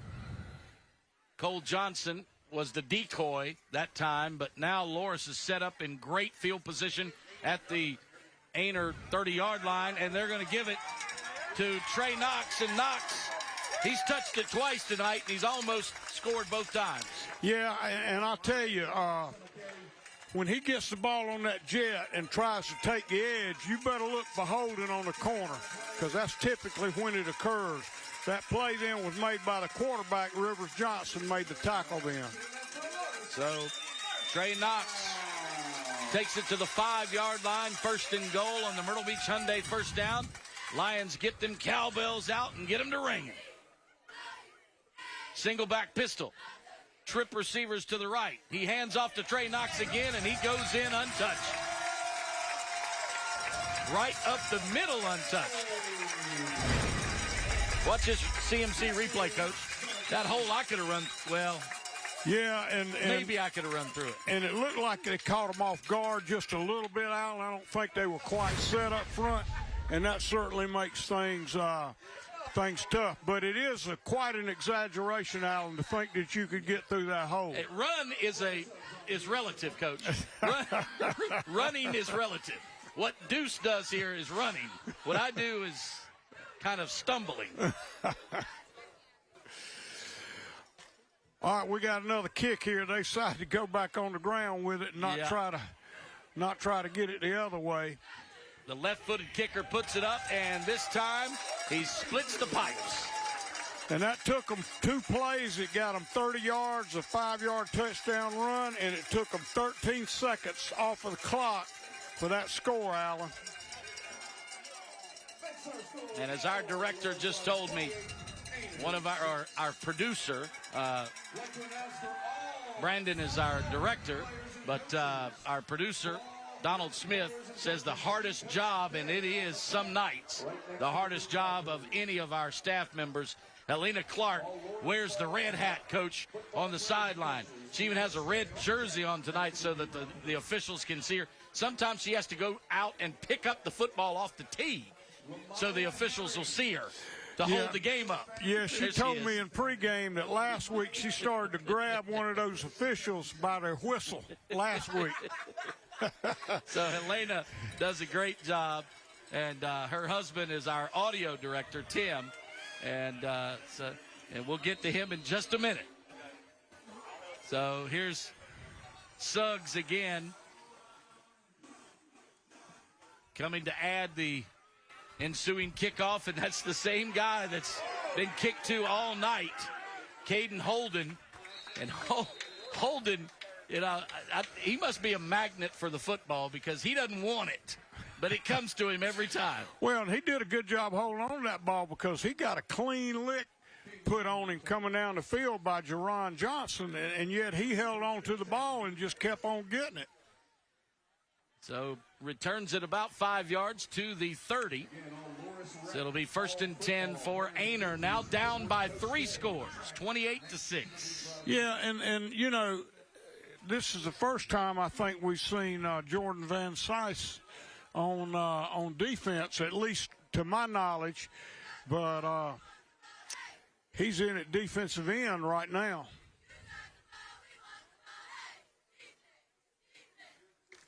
Twins in the backfield. Receiver in motion to the near side. They fake it to him, and the quarterback keeps it himself up the middle, and he is spun down immediately. Nice job. Yeah, you can see right here that he just doesn't have anywhere to go. And I think up front you could see by the frustration that was made by Landon Connor, that play, but you can see the frustration on the offensive line's part. I think somebody just whiffed then. Yeah, Jonathan Edwards was upset that somebody didn't do their job, and he got caught with his pants down a little bit. Yeah. And I can tell you, when you're running that football and that defender's looking at you before you ever get the football, it ain't a good feeling. And we got a timeout on the field. I think the Aynor Blue Jackets want to stay right there. And Jonathan Martin, another one of our crew members, he is down on the field with Rodney Berry and Wynn Singleton. He makes certain that, when our interviews did that, and make sure I get all of our sideline stuff done properly. So he is in charge of that. Cole Smith is our replay technician. So all the stuff that you see and the graphics that you see by his dad, Chad Smith, who's also our executive director of the Beach Ball Classic, which is right around the corner, fans. And of course, technical director Valerie Knapp does an outstanding job. She is a jack of all trades. She can do everything. She's a camera person for the Myrtle Beach Pelicans. She's back in the truck now doing, various and sundry things, and I love Valerie, and she is as go-to as they get in this business. Well, I don't think anybody understands how much it takes, Alan, to put one of these things on. You wouldn't believe how many people we have in the truck and running around this stadium with an FNR shirt on. And they snap it directly to Cole Johnson, and he pays the price. They're saying that the ball is out. We'll see, Alan. Is that a third straight fumble on this possession? Now, Johnson was met viciously as soon as he caught that snap. They were in his face. Yeah, Johnson and Thurman were just all over him. And I tell you, when you're having a little struggling getting the snap, you can see it right here. As soon as that ball touches his hands, he's got people on him. And he doesn't have a chance there. Yeah, the football did come out. And I don't know who came up with it because it came out of the screen. But that was a third straight possession taken away by Loris. Yeah, and you got to give Loris a lot of credit. That defense has been playing lights out the last several series. And another carry by Trey Knox. Or is that it's Van Cease Jordan That's again. Jordan, yeah. Van Cease Jordan. It looks like the Lions now have the Jackets number on offense because they are moving the ball at will. Well, and they've just they basically are just making some plays defensively, which is giving them a lot of offensive opportunity. Our director tonight has been all year long. I think one game we had Donald Smith as our director, but 9 other games this season. Brandon Goodman has been our director, and he has done a fabulous job keeping all of the parts moving in the right direction. And they give it to Jordan, and he walks in untouched again. This is a offensive clinic right now by the Lions. Well, no question, and yet you got to give their defense a whole lot of credit because they've been getting the ball back to them.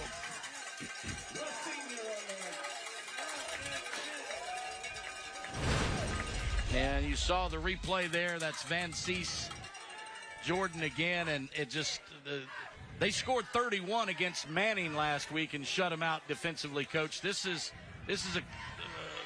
Loras team looks like it's ready for the playoffs. Well, and you can see that they've made progress as the year's gone on. I saw them in a scrimmage earlier, and they didn't look anything like they do tonight. That was a 2-play, 27-yard drive, 7-yard touchdown run, and took 36 seconds. So they're extremely explosive right now. And the thing is, as crazy as they're doing it with different people. Yeah, 3 straight turnovers for the defense. In the last 5 plays, they've scored 14 points. Well, and I can tell you that is absolutely non-characteristic for Aynor. They've done a great job all year long of being able to maintain possessions and hang on to the football and cause the other team. But you got to give a lot of credit to this Loras defense because obviously they're causing those things to happen.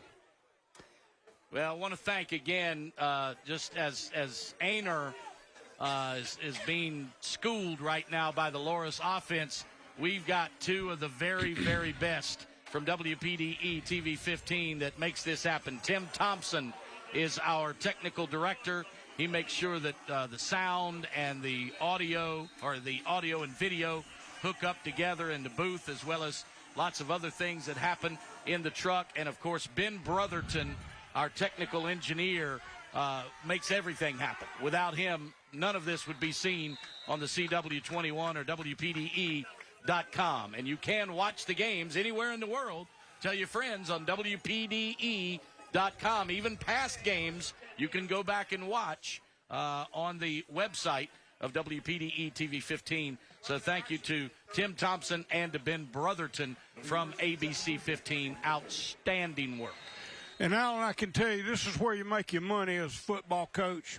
You know, Coach Jason is in a situation right now where he has got to do something to move this football. He can't give it right back to him. And it is very difficult after you've had no success to go back out there and encourage your kids and make them understand what they have to do. Tackle then was made by Omar Johnson, but it is the most positive play they've had offensively in the last 3 drives, is it not? Johnson on Johnson crime right there, because Cole Johnson was taken down after about a 3-yard gain. And so Rivers Johnson is in the backfield with Cole for Aynor. And when you turn it over 3 consecutive possessions, Coach, that's got to get in your mind a little bit. Well, it really does, and that's why I say it's going to be interesting to see just how they respond to this. That was Javon Johnson, and they're going to flag him on this because of the body slam, even though I think the play kind of contributed to that. No question. He could have stopped himself from body slamming Alex Page here. Well, you can see right here, it was kind of way he had him. It's kind of, that's a little bit more than what I thought it was. Yeah, that was kind of a suplex right there. Once you, and the rules guard against that because it is very hurtful. If you involve the head in that, then you really got some issues. So I understand the penalty. I think it's deserved. I think the official made a good call on that. Yeah. Say Brock Lesnar would have been proud of that, I think. Well, I tend to think that would have been I can't get you to smile even once, Coach. Come on. I think about you're calling names that I don't remember. You Alan. know Brock Lesnar. Take you to Suplex City from the WWE. Yeah, but I was up and about by then. How about Wahoo McDaniel? Okay, I'm with Wahoo. I got Wahoo covered. All right. Yeah, the coaches are going at one another with the officials right in the middle of it. Jason Allen is not backing down. Greg Mance. And I'll tell you what, I would like to be a fly on one of those one of those officials' lapels, because those are two of the nicest guys in the world. Well, they Jason Allen and Greg Mance. And yet, I can tell you, I've always felt like that if a coach didn't stand in for the kids at the right opportunity, and when the kids need to stand in for, you're not a coach. So I respect that. And yet that's part of what happens here. Some of my very best friends, we got into it. Oh, yeah. Several times, and that's just the way it goes. I've often said, I was a lover, not a fighter, Coach, but the only guy I ever hit in the face was my best friend in high school. So, just sometimes you got to come to blows. Well, that's going to put Aynor in a little bit better field position, and it'll inspire him a little bit. But at the end of the day, they got to get a grip on hanging on to that football. Coach Mance wants to find out why they're moving the football all the way out to the 48-yard line. Because wasn't it his guy that got body slammed?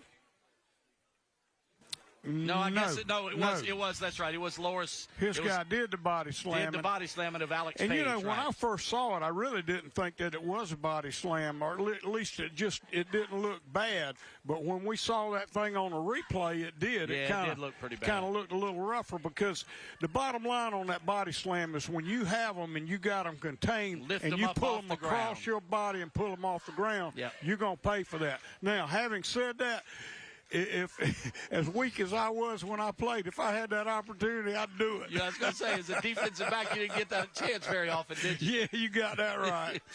So out to the 48-yard line. Coach Mance doesn't like it, but it was a personal foul, and it's going to march it out to the 48. 1st and 10 for the Aynor Blue Jackets. Again, 35 seconds left in the third quarter. They need some points. They're down 3 scores. And I have to agree with the call, but at the same time, it is a natural thing to do. And that's what makes it a tough thing to call, simply because once you got a guy like that and you're swinging him in a way, it's real easy just to go through with that. And so whether we like the call or not, that's the rule. But at the same time, it is hard to stop once you initiate that tackle. We're recognizing all of our crew members. You can't thank enough our statistician all year long, Paul Gable. And tonight, Deuce Stevens is our spotter, helping out Coach Jordan. You saw, I don't even want to bring this up now, but when we have some free time, I'll tell you what tonight is, Coach. And Cole Johnson gets the call. He crosses the 50 into Lions territory at the 48, and we'll call it 2nd down and 6, 4-yard pickup. Well, and Alan, one of the things I think the coaches are going to need to do here is make sure, we got to get in from this half, first of all, and we finally do. And one of the things they're going to talk to their teams about at halftime is controlling themselves, because when you see your coach go out there, you know something's up. And you're going to go fight for him, no question. All right, we're back with the final 12 minutes. Actually, with the 24 minutes. It's just halftime here, and it's 35-6 in favor of the home team as you're watching the Conway Medical Center Friday Night Rivals, powered by Mr. Sparky. Bathfitter fits what's important in your life. That might mean a new tub. And with our unique tub-over-tub process, we'll install it in as little as a day. Or it could be a new shower, or converting an old tub into a new shower. Bathfitter offers design options to fit your style and high-quality seamless walls to fit your standards. Why do so many people trust Bathfitter with their baths and showers? It just fits. Call now or visit bathfitter.com to book your free consultation. At HTC, we're here to keep you connected across our area. here to provide solutions that fit your needs. Here to make it easy to switch. Here to build real connections in our community. Here to help you save with a bundle that fits your needs. And most importantly, we're here to keep you connected to what matters most in your life. Connect to HTC today to get the largest fiber optic network in the area and one of the fastest starting speeds. Hello, everybody. Cecil Chandler from Myrtle Beach Hyundai. Have you been waiting on the best deal on a new Hyundai? Well, it's here. I'm talking about 0% financing on the 2023 Santa Fe, or up to $3,000 in bonus cash with no payments for 90 days. There's more. The 2024 Tucson, also 0% financing, or up to $1,500 bonus cash and no payments for 90 days. Come see us at Myrtle Beach Hyundai, where the deals always make you smile. Robinson Community College offers over 80 programs of study, from mechatronics to surgical technology to welding. Our short-term training programs lead to long-term careers in healthcare, industry, cybersecurity, and more. Start, achieve, become. Robinson Community College. Register for Fall 2023 today. Visit robinson.edu for more details. Aprende inglés gratis en RCC. Tonight's closed captioning is exclusively brought to you by Bathfitter. Welcome to the A&I Fire and Water Restoration Halftime Report. A&I Fire and Water Restoration, making your house home again after disaster strikes. Loris leads it 35-6 at halftime, and stick around after the game for CW's regularly scheduled Friday night lineup of shows, and we'll tell you about those a little bit later on. But each week we figure and we feature 2 scholar athletes, one from each school. At the end of the season, Benjamin Franklin, the punctual plumber, will give one scholar athlete a $5,000 scholarship. And from Loris High School, it's Jeffrey Burrows Jr., the 4-year letterman in football, is the team captain. You can tell he is versed in many other parts of the school. Looks like ROTC there, a 5-year wrestling team captain, qualifier in the state tournament, high school blood drive volunteer, CCU color guard, career day at Loris Middle School, and spring football clinic for middle school kids all year long. And, of course, Rivers Johnson, the Aynor quarterback, GPA 5.17. He's been a captain on the varsity football team the past 2 years. The best defensive player, voted last year, all-region in baseball, and a varsity baseball Cy Young Award winner this past year. Also American Legion, Boys State, Aynor High Beta Club volunteer, and Marshall University commitment in baseball. Go ahead with your bad self, Rivers Johnson, becoming a mighty, mighty Marshall Thundering Herd, a son of Marshall for sure. Congratulations to both young men. All right, the A&I Fire and Water Restoration halftime report rolls on with a 35-6 lead for the home team as you watch the Conway Medical Center Friday Night Rivals, powered by Mr. Sparky. We'll be right back with more from the A&I Fire and Water Restoration halftime report. CMC Orthopedics has the team you need to keep you on the move. These specialists in sports medicine, joint replacement, shoulder and elbow, hand and wrist, hip and knee, foot and ankle, spine care, and comprehensive pain management use the latest technologies and advanced treatments. Nationally recognized and fellowship trained at some of the top hospitals in the country, CMC Orthopedics helps your family live happier, healthier lives. CMC Orthopedics, medicine in motion. Clogged drains can interrupt your day, and they can be expensive. But did you also know they can be a smelly health hazard that causes waste to back up into your home? Benjamin Franklin Plumbing. We are your plumbing experts. We can unclog your drains, help get rid of that smell, and do it in a way that'll save you time and money. Call us today and keep your pipes flowing. Benjamin Franklin is the punctual plumber. If there's any delay, it's you we pay. You might have seen our signs in your neighborhood. We're not just your local roofer, we're your neighbors too. We understand how important your home is to you, and we're here to protect it. Hurricane season brings heavy wind and rain and can cause major damage to your roof. We'll have our experts inspect your roof so you can be prepared for the storm ahead. We're the cutest roofing inspectors in town. We stand by our promises, and we'll prove it to you. Clean water. We use it in different ways, from bathing to drinking to brushing our teeth. But do you know what's in your water? With a Brita Pro whole home water filtration system from Benjamin Franklin Plumbing, you can take control of your water quality, and your family can enjoy cleaner, better tasting water right from your own tap. Call us today and learn more about a brand new Brita Pro whole home water filtration system today. Benjamin Franklin is the punctual plumber. If there's any delay, it's you we pay. Welcome to the ANI Fire and Water Restoration Halftime Report.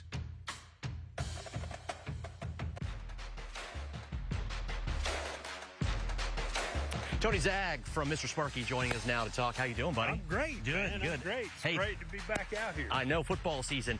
Hey, just talk about your sponsorship for this event over the last 5 years and just what it means for you to sponsor Friday Night Rivals. You know, it's so nice for us to be able to come out here, support all the area's youth, including the PD, which we have the store at now, where we're able to handle their plumbing and electrical needs as well. But, just being throughout the whole community, it gives these young athletes a way to shine a little bit, and we like helping them be able to highlight those days of their being out here playing hard and digging in. Standing out here, you're seeing some student athletes already practicing out here, and it's warm. I appreciate it, my friend. Thank you for sponsoring it. Yeah. The best Thursday Night Lights and Friday Night Rivals highlights from across the country. 3rd down and 6. And a one-handed grab by Cam Blivens. And Blivens is down the sideline, inside the 10-yard line, and down just shy of a touchdown. Cam Blivens. Tonight, pass rush here on Tyrese. He's going to throw it away, and it is caught. It's complete. Oh, what a play. He flipped it up for grabs on the money. He'll get another chance right here, and he's going to get out wide, and he's going to be tough to catch. And he stays on his feet and breaks back the other way. We've got a flag that's probably going to be a face mat. Right when we talk about Brock and his big-time plays, he breaks one, he brings the crowd to life. Brunkemeyer to throw on 2nd down on a good pass to the far side. That one hung in the air for a long time, but it's caught. Sidestepping one man, diving towards the goal line, and 2 or 3. McIntyre flips it up to Sanders, who gets pancaked. He never had possession, so it'll be incomplete. Moreno Suarez, and it's blocked. It's blocked. Leeds blocks the kick. Wow, special teams once again steps up big, and the celebration begins.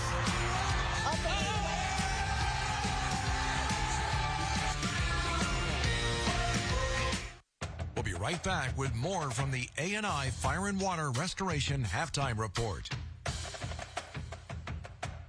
Hello, everybody. Cecil Chandler from Myrtle Beach Hyundai. Have you been waiting on the best deal on a new Hyundai? Well, it's here.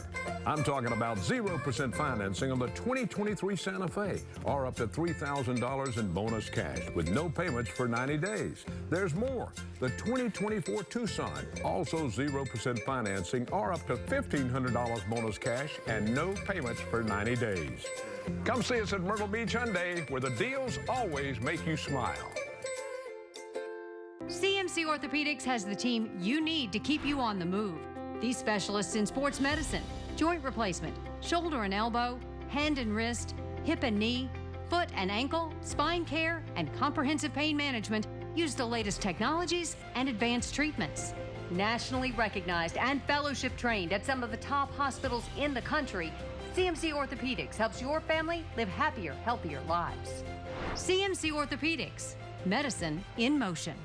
When it comes to protecting the environment, we're all on the same team. Horry County Solid Waste Authority has a game plan for protecting tomorrow's environment today. Reduce, reuse, recycle. Visit solidwasteauthority.org for more information.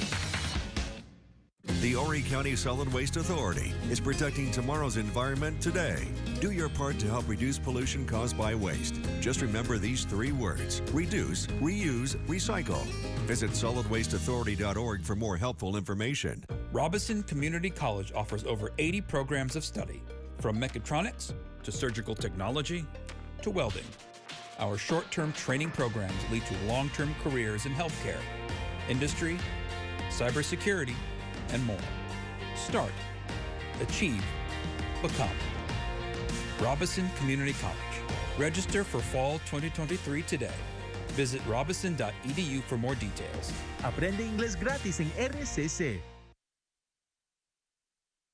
Welcome to the ANI Fire and Water Restoration Halftime Report.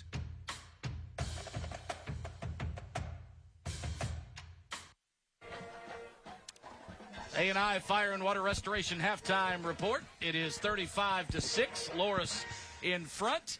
And I want you to stick around after the game for the CW's regularly scheduled Friday night lineup of shows. Penn and Teller's Fool Us. One of my favorite shows on television because I really like Allison, the host of the show. She's a cute girl. And F-Boy Island. Ever a nod?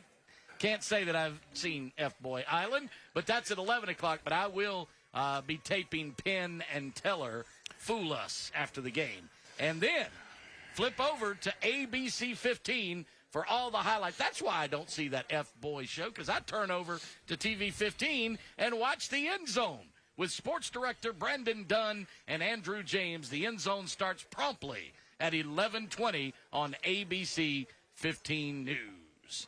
We're going to have some highlights of this one coming up, but 35-6 right now, Coach. And I was embarrassed. Here's your highlights.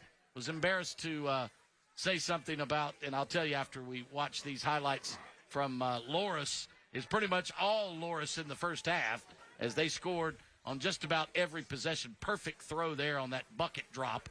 And then, of course, Van Cease Jordan scores his first of 2. And I've really been impressed with Van Cease. He's done a great job for him tonight. And there again, you got to give Cole Johnson a lot of credit, too, because he's been running his behind off, and he's played linebacker at the same time, as has the quarterback. Rivers has played running back, quarterback and defensive back.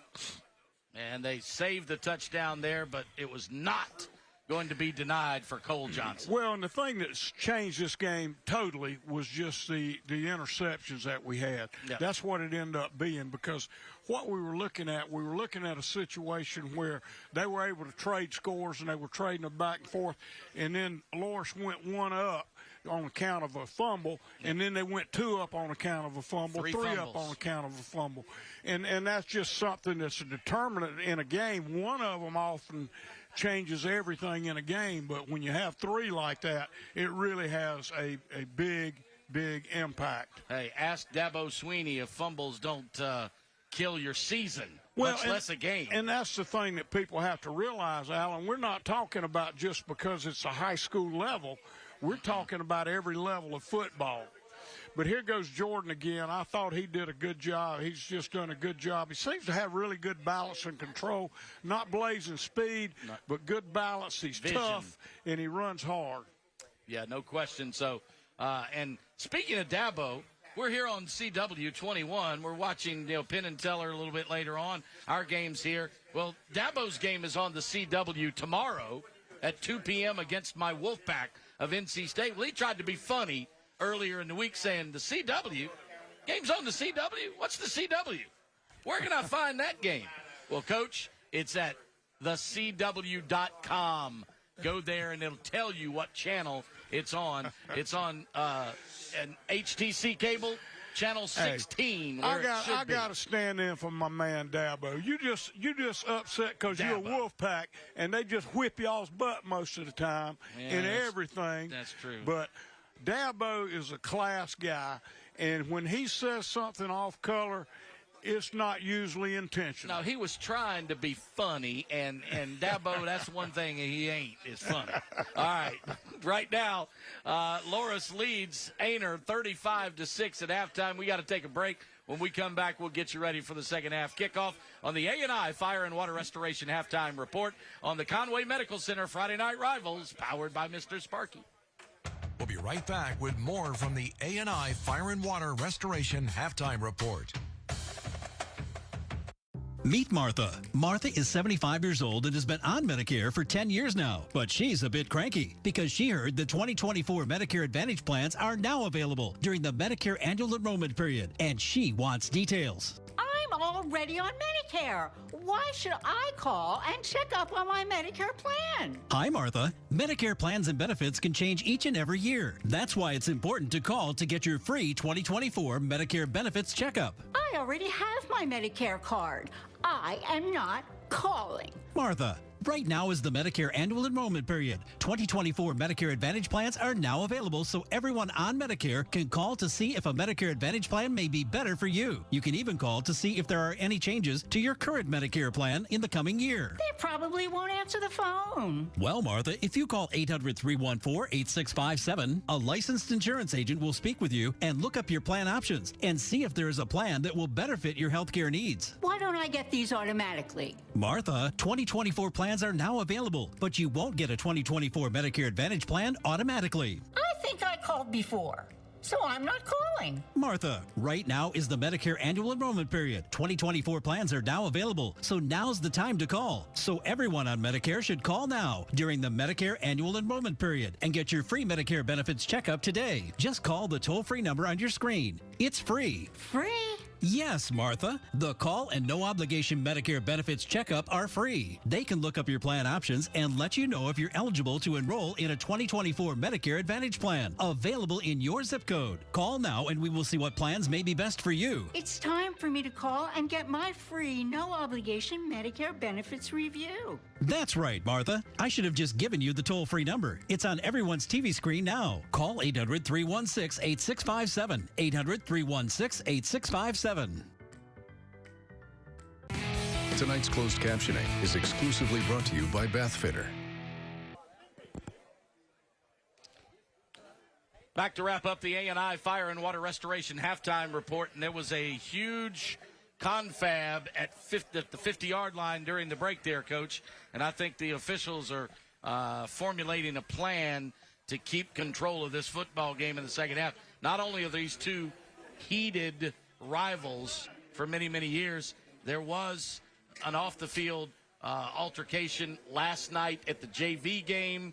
The two head coaches came nose-to-nose in the first half, and I'm sure the officials want to head off any fireworks going in the second half. Yeah, and I think that everything I've seen happen tonight is just emotions. Yeah, it's football, and you got two teams that are rivals. Their communities are rivals, and so it really doesn't surprise me in any way. I think the biggest challenge that the officials have is just keeping this game under control, and yet you don't want to have to keep it under control with flags.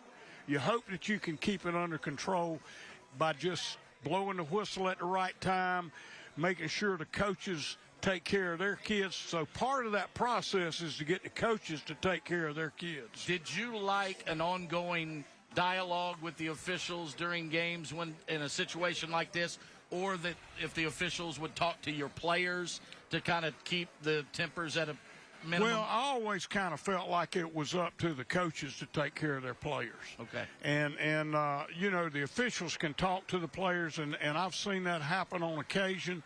But at the end of the day, that's your team, and you got the responsibility of maintaining control of what goes on with those things. Now, I say that, and yet you got a football coach there that's responsible for 50 kids that are teenagers, and as excitable as I was at times, they were probably double so. So, you know, it can be a very challenging thing. And I have seen some of your protégés that spend more time on the field than they do in the box on the sideline. Yeah, and I was never like that, you know. I was always under control and just had everything in the right order as it should be. I never saw you lost your temper, not even once. Yeah, I'm not sure I've ever had a flag. Now that was from the peanut gallery. That was not me, there, Coach. But well, I will say this: I've had my share, and I think any coach that feels like, and this is what I saw a little bit in this game right toward the end there. Any coach feels like he's got to stand in for his kids.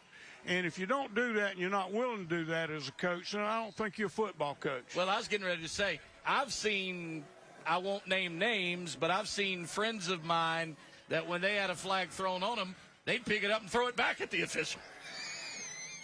That's not funny, Alan. Sorry. And I tell you why we know that that's a lie. Because I was not your friend.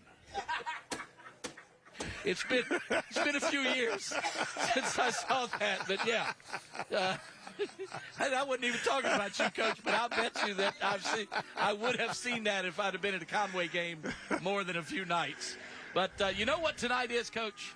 Besides the final regular season game of the year, senior night, it's homecoming for a lot of teams. And you know what the year is for homecoming? What do you mean, what the year is? Well, I was at a stadium earlier, and they had the stadium sections cordoned off, and it had signs put up. This section is specialized or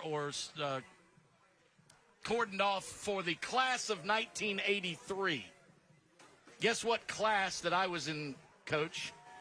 My guess is 83, being you telling the story. And I got the greatest headache, and liver spots were bursting out all over my skin because, yes, 1983 is the year I graduated from Dudley High School in Greensboro, North Carolina. That was 40 years ago. Yeah, and that was my first year. I couldn't believe that. That was my first year coaching at Conway High School, and I can't believe that either. When the realization that this is the class of 83's 40th class reunion, my head almost fell off. It does hit you, and I'm certainly glad I'm not that old. I know. You don't look a day over 40. Coach, that night, you started coaching at Conway High in 83. I got here in 85, and it would have been so much. I think we'd have had so much a closer relationship over the years had Mike Green kept his word when I went to work at WLAT in Conway, Coach. Mike Green said, well, I've been doing the games for about 25 years now, and about time for me to retire, and you're a sportscaster. I think you need to take over for me doing the Conway games. I think I'm going to retire after this year. And I said, well, that'd be great, Mike. Well, 25 years later, he retired, and Ashley Smith took over. But and I've said this before. Mike commented the games when I played high school football. Yes, he Mike's did. Been around a long time. But can you imagine me and you together 40 years ago? That may have been. I can. That was oil and water, Coach. Just be honest. Oil and water. Yeah, I was less or a little more opinionated back then, Coach. I can't imagine. Yeah, if you can believe that. All right, it's going to be returned for the Aynor Blue Jackets. That's Rivers Johnson. No, excuse me. That is Devin Four. Devin Four on the return for the Blue Jackets, and he takes it across the 35, and that's where they'll begin the second half with the football. But, I think we have aged gracefully, Coach. That's what it is. Well, and that's the best way to age if you got a choice. Let's look at the first half stats real quick, Alan. Loris rushed for 148 yards. but I think they did a bulk of their damage in the passing game with 104 yards. Jackson Huff was 6 for 8 throwing the football and was just absolutely on. Aynor rushed for 109 yards and had 0 yards passing, but the kill on them were the 3 fumbles.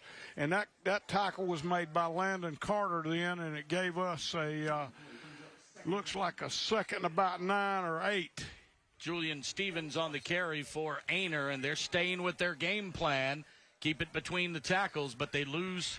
Or actually, they gain 2 on the play, so it'll be 2nd and 8.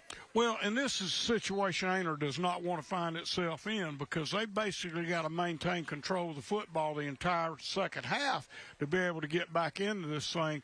But the thing that could help them the most is just to be able to create some opportunities turning over the football. This time they snap it direct to Stevens. Rivers tried to run a little fake counter to Cole Johnson, but they snapped it to Stevens, and Stevens carried for about 5 more, so it'll be 3rd down, and we'll call it 4. And that tackle was made by Trey Knox, who we see in at corner right now, and he typically is the guy carrying the mail for Loris. The Cowbells come out for the Lions, as they have a possession down on the Blue Jackets here at the 42-yard line. Just underway, 3rd quarter. We got a lot of people crowding that box right now, and that's what you got to do to stop this offense. But I tell you, Cole Johnson's running it hard. Again, we've heard Demario Thurman's name over and over tonight, and he was in on that one again. But nonetheless, he made the tackle, but after a 1st down. Cole Johnson picks up 5 for the Myrtle Beach Hyundai 1st down to the 47. And out of the ball game goes Stevens, and back in comes, well, who's that in there? Number 4 for Aynor, and it is Frontavious Williams, or Fontravious. We had it wrong last time. We had Frontavious. It's actually Fontravious Williams, and he's in at the up back, and we've got a flag deep in the backfield. I believe that was a delay of game, Alan, not sure. That's exactly what it is, delay of game. So Aynor would have been 1st and 10, will be 1st and 15, and it's back at the 42 again. So Vancees Jordan comes out of the ball game on defense for Loris, and he is replaced by linebacker Preston Hayes. Hayes gets up in the line of scrimmage. Quarterback Rivers Johnson on the counter or read option keeps it himself and carries for about 3 maybe to the 45. So it'll be 2nd down and 12. Yeah, and that play was made by Pat Bellamy then. He has been on our radar the whole night at linebacker. He's just actually been dominant on defense tonight. Loris comes in at 6-2 on the year, 3-1 in the region. Beat Manning 41-0 last week to take over the 2nd position. And if they win tonight, they will be at home next week in the playoffs. Aynor at 5-4 and 2-2 would tie Loris and possibly Manning, who is leading right now over Waccamaw, as the quarterback rumbles back to the line of scrimmage, maybe. Actually a 1-yard loss, so it's going to be 3rd down and 14. And he was sacked then by Gavin Gore. This is one of the few times he's tried to go down the field with the ball. And he had three receivers streaking. They ran one up the middle, 2 down the sideline, and wasn't able to find one quickly enough until Gavin was able to get to him and haul him down. Aynor played the winless Georgetown Bulldogs last week, and they scored 105 points between them, 56-48. Yeah. 104 if my math is way off there. Told me there'd be no math, but 104 points for Georgetown and Aynor. Blue Jackets got the better of them, but and that was an outstanding offensive night for the Jackets. Yes, we look at 3rd and 5 here. That was, or it's 4th down, actually. 4th and 5. And that was Landon Carter on that play. And, you know, Aynor has no choice here if they want to get back in this game but to convert on plays like this. Now, it also puts you in a bind because he's put them on a short field if you don't get it. Last 3 or 4 times they've had this, 3rd and 4th down possessions, it was direct snaps to Cole Johnson, but Johnson is not in the ball game right now. I think Rivers is going to put it up. Yeah, and that's a little wheel route, and just enough for the first down to Shilique Nash. Yeah, Tay Cox came up and made a good play on the ball from the corner position, but it was after he got beyond the sticks. You can see it right here. And what they did, they ran a vertical down the sideline and just tried to deepen that corner. And once the corner backed up, he went ahead and Nash knocked out of bounds. Rivers just took the back out of the backfield. Gotcha. So Rivers still has Nash in the backfield with him. The up back, I think, is Julian Stevens, but he's going to roll out to his right, throw across the middle, just a bit out of the reach of Cody the tight Smith, end. yeah. And big old Cody, I'd love to see him with the football headed downfield. He's quite a physical example of, just working hard. And I think Cody would be a senior this year, and he has every year gotten a little bit bigger, faster, stronger. 6'1", 250, and he fills out those shoulder pads quite nicely. Cole Johnson's back in with Rivers Johnson in the backfield. 2 up backs, 2 tight ends. Ball on the left hash. Here's this high snap to Cole Johnson. Johnson keeps it, breaks the tackle on the left sideline, out of bounds after a 9-yard carry. Yeah, I can tell you there ain't no quitting Cole. That tackle was made by Tez Dyson, but they've got the chains rolling, but he was about a yard, 2 yards short.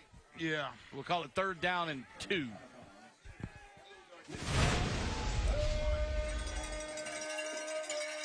But this is, Aynor's 2 downs to get that first, right, Coach? Oh, yeah. In plus territory at the 35. They're definitely in 4-down territory right now. So 2 up backs, 1 deep back, and we've got a timeout to the Blue Devils, and we'll take it with them with 6:49 to play in the 3rd quarter. It's still a 3-score game for the, actually a 4-score game now for the home team on the Conway Medical Center Friday Night Rivals, powered by Mr. Sparky. They say break bread with your enemies. I say go further. Take their favorite sandwich, break it, fill it up with delicious fried chicken. Fried chicken on a Philly? That's how they show love in Philly. Finally, the Philly done right. Clogged drains can interrupt your day, and they can be expensive. But did you also know they can be a smelly health hazard that causes waste to back up into your home? Benjamin Franklin Plumbing. We are your plumbing experts. We can unclog your drains, help get rid of that smell, and do it in a way that'll save you time and money. Call us today and keep your pipes flowing. Benjamin Franklin is the punctual plumber. If there's any delay, it's you we pay. They say break bread with your enemies. I say go further. Take their favorite sandwich, break it, fill it up with delicious fried chicken. Fried chicken on a Philly? That's how they show love in Philly. Finally, the Philly done right.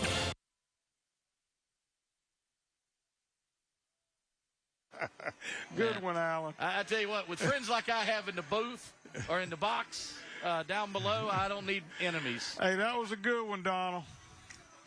6:49 to play, 35-6, and they're attending to a couple of players on the Loris sideline. And so we'll take a look at some scores here in a second. But the closed captioning tonight is exclusively brought to you by the Bath Fitters. And we look at our score stream. Let's find out what's going on elsewhere around the area. Conway, Carolina Forest has now scored 28 unanswered to lead St. James 28-14. Manning in this league leading Waccamaw 34-15. As we've got a 3rd down and 3 play. And it again snapped directly to the up back, and he goes nowhere. So it's going to be 4th down coming for the Blue Jackets. You know, what you look for a lot of times, that tackle was made by Landon Carter and Avery Todd. But, you know, what you like to see is Aynor's in a tough situation right now. They got to do everything right to get back in this football game. But I'm watching Cole Johnson back there at running back, and they're running that dive play and faking him outside, and he's busting his tail every time. And I love to see players play hard when they don't have the ball. Well, this time running it's backs play hard when Cole they don't Johnson, have the ball. If he can outrun the defender, he cannot. He's taken down inside the 10, but a huge gain for the Aynor Blue Jackets, one they've needed, and he held on to the football. Yeah, and Jarius DeWitt drug him down, and he was very fortunate to be able to. But here again, it's a direct snap to Cole, and he just hits it right up the gut. But he is running hard and has been and has played hard the entire game. They're going to give him a break right now. Yeah, the last 2 plays, they had snapped it directly to Fontravius Williams. Fontravius didn't go very far with it, but Cole Johnson this time does. Gets it inside the 10 at the 9. 1st and goal from right there for the Jackets, down by 4 scores. And again, they snap it to Fontravius. Well, and what they're doing, you can see the fake that they have outside between the quarterback and the running back. And it's designed, and that's designed just to keep those linebackers or to make them just hesitate just a little bit, not stick their nose in there right now. And I think it's worked well for them. It's carried for 4, so it's 2nd down and goal from the 5. So Fontravius is the up back. The deep back is Caden Holden now. He's also in there with Alex Page, so the quarterback is gone. We've got 2 up backs. It's Caden Holden. Holden looking for a hole, and we've got a holding penalty before Holden is taken down at the 1. Actually, it is called a motion penalty. So a false start against Aynor should have blown the play dead. So it's going to back them up 5 yards, and it'll be 2nd down and goal from the 9. Or make it to 10, most likely. You know, now he says it was a before he said it was a false start. This time he said it was an illegal shift. So he gave 2 different motions, 2 different indications of the play, but it's the result is the same. It's a 5-yard loss. Replay 2nd down.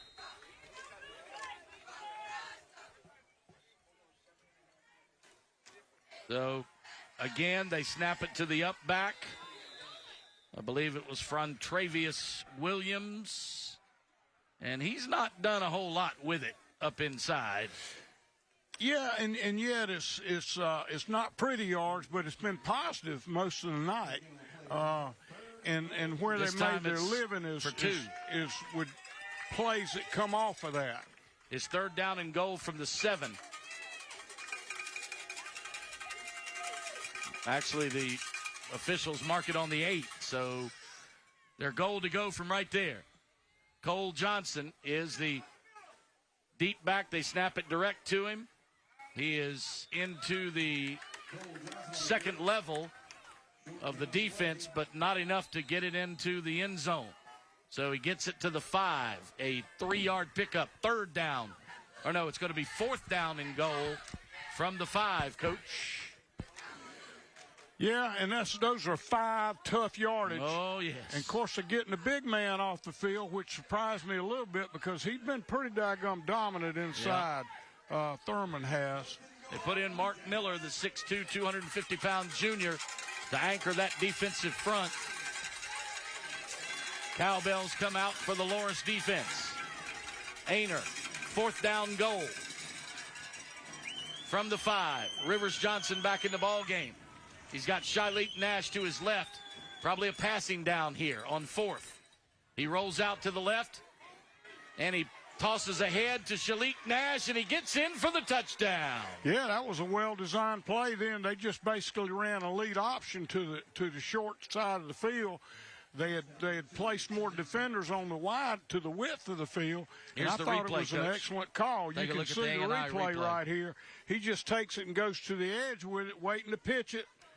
He's out there 2-on-1, and that's what you want to do in the option game. And as long as he's behind the line of scrimmage, he can pitch it forward like that. It's a pass. Yeah, he can pitch it forward, but he's got to be behind the line of scrimmage. So Rivers Johnson will hold for the extra point. Here's Luke McCracken up, and did he pull it? Yes, inside the left upright. It's a good one, and it makes it 35-13 now. So a 3-score game, and we've got timeout on the field, and we got a lot of Lions on the field injured after that extra point. So taking time out as you watch the Conway Medical Center Friday Night Rivals, powered by Mr. Sparky. Guys, I think it might actually be warmer outside. Sorry, the heat pump went out. Dude, you've got to call Carolina Cool. For real. Hi, folks. Berlin Wolf at Carolina Cool. If your heat pump isn't giving you the comfort you deserve, turn to the experts with Carolina Cool and Carrier. Let us turn your home into a comfort zone before the next field goal. Carolina Cool! Carolina Cool! That's cool. When it comes to protecting the environment, we're all on the same team. Horry County Solid Waste Authority has a game plan for protecting tomorrow's environment today. Reduce, reuse, recycle. Visit solidwasteauthority.org for more information. The Horry County Solid Waste Authority is protecting tomorrow's environment today. Do your part to help reduce pollution caused by waste. Just remember these 3 words: reduce, reuse, recycle. Visit solidwasteauthority.org for more helpful information. Back at historic Henneford Field in Loris, South Carolina. And, Coach, our statistician Paul Gable just had a very instinctive comment that when you're down 4 scores, 8.5-minute drives don't do you a whole lot. It's not, the clock is not your friend. And that's the biggest problem with Aynor's offense right now is they're not a quick strike team. And they showed great resilience, and I thought that was an excellent drive, and it was 15 plays, 65 yards, took 8 minutes off the clock. They'd love to have the same drive with 2 minutes, you know. Right. But at the end of the day, you're not going to be able to score enough points regardless of whether the other team scores or not. Take what you can get, though, right? Absolutely, and you, when you're behind like this and you're trying to get back in the game, you got to do what you do well. And they are onside kicking the football, and it is received by Loris, and running out of bounds with it is Jacobian Lewis. And Lewis. Yeah, that was Jarius DeWitt, I think. It was Lewis. Yeah, it was Jacobian Lewis. And he ran out of bounds at the 39-yard line. So, yeah, you good can return. see the kick right here. And, of course, it's got to go 10 yards. The only one that can catch it before it gets 10 yards is the receiving team. And if they touch it, then the other team's allowed to put a tattoo on their behind. Here's what I don't understand about an onside kick, Coach. If the receiving team can advance the football when they recover, how come the kicking team can't advance it when they recover?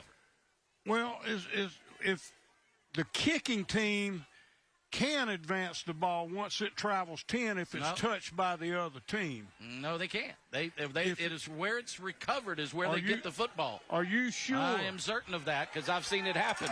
And here's a big run by Tay Knox, and he's going to take it to the house. Trey Knox from the 41-yard line, Paul, 38-yard line. He goes the distance. Every time he's touched it, he has gone to the shack. I think what I would do with him is I'd sit him down in the first quarter next week, too. Boy, he has been explosive when he's touched the football. And by the way, Coach, one of the officials' calls that we questioned a few weeks ago, and I said I was going to do some research on. Didn't take me long to research it. The very next day, the same play happened in a college game, and the officials added the 15 yards at the end. And so the officials here at the high school level got it right. So when it was kicked into the end zone, they added 15 yards after the touchback on the penalty, which I've never heard of, but it happened the very next day in a college game. So those officials that we criticized during the high school game, I take it all back. I apologize. That's you know, and I still don't get it. But nonetheless, that's the call. And I did have someone explain that to me. An official friend actually called me on Saturday and explained that to me, but I'd forgotten it. You know, I'm well, I did of the next week, too, when I saw it in the college game, though. But, Alan, nonetheless, that was a one-play, 38-yard touchdown drive. It took 10 seconds off the clock. Yep. So we've got the team that needs time taking a lot of time to score, and the team that doesn't need any time making it happen in a hurry. That is just kind of, you know, it was 3 minutes and, 38 seconds? So a 10-second drive for Trey Knox and Loris, and Aynor fell down. That's gonna be where they start with the football. Loris. And it was Jackson Huff. Excuse me, not Jackson Huff. It was Devin 4. Well, I keep getting the 12s mixed up. Devin 4 and Jackson Huff for the two teams. But Aynor has it back. But, yeah, I've never understood that onside kick thing. If the kicking team recovers it, they get it where they recovered it, even if they pick it up and run with it. They get it where the ball was recovered, not they can't advance the kick. I don't understand that. But the receiving team can take it for a touchdown if they want to. Well, I ain't sure you know what you're talking about. I'm pretty sure I am on this one, Coach. Pretty sure I'm right on this one. But I'm sure it has something to do with safety, quote, unquote, like the crackback block, which I think is the stupidest rule in football. That's called football. Blocking a guy when he ain't looking, that's called football. I'll tell you, my favorite block used to be when I played in college, and I was on the punt return team. Okay. And I was one of the up backs in front of the deep ball, the guy that returned it. And those linemen early in the game every time would run down the field looking up at the football. And you could tear their behind up. Yep. But you had to be careful because you weren't going to get them but one time. That's right. That's right. Because after that, they came down with the head on a swivel. You take your one shot. You better get it.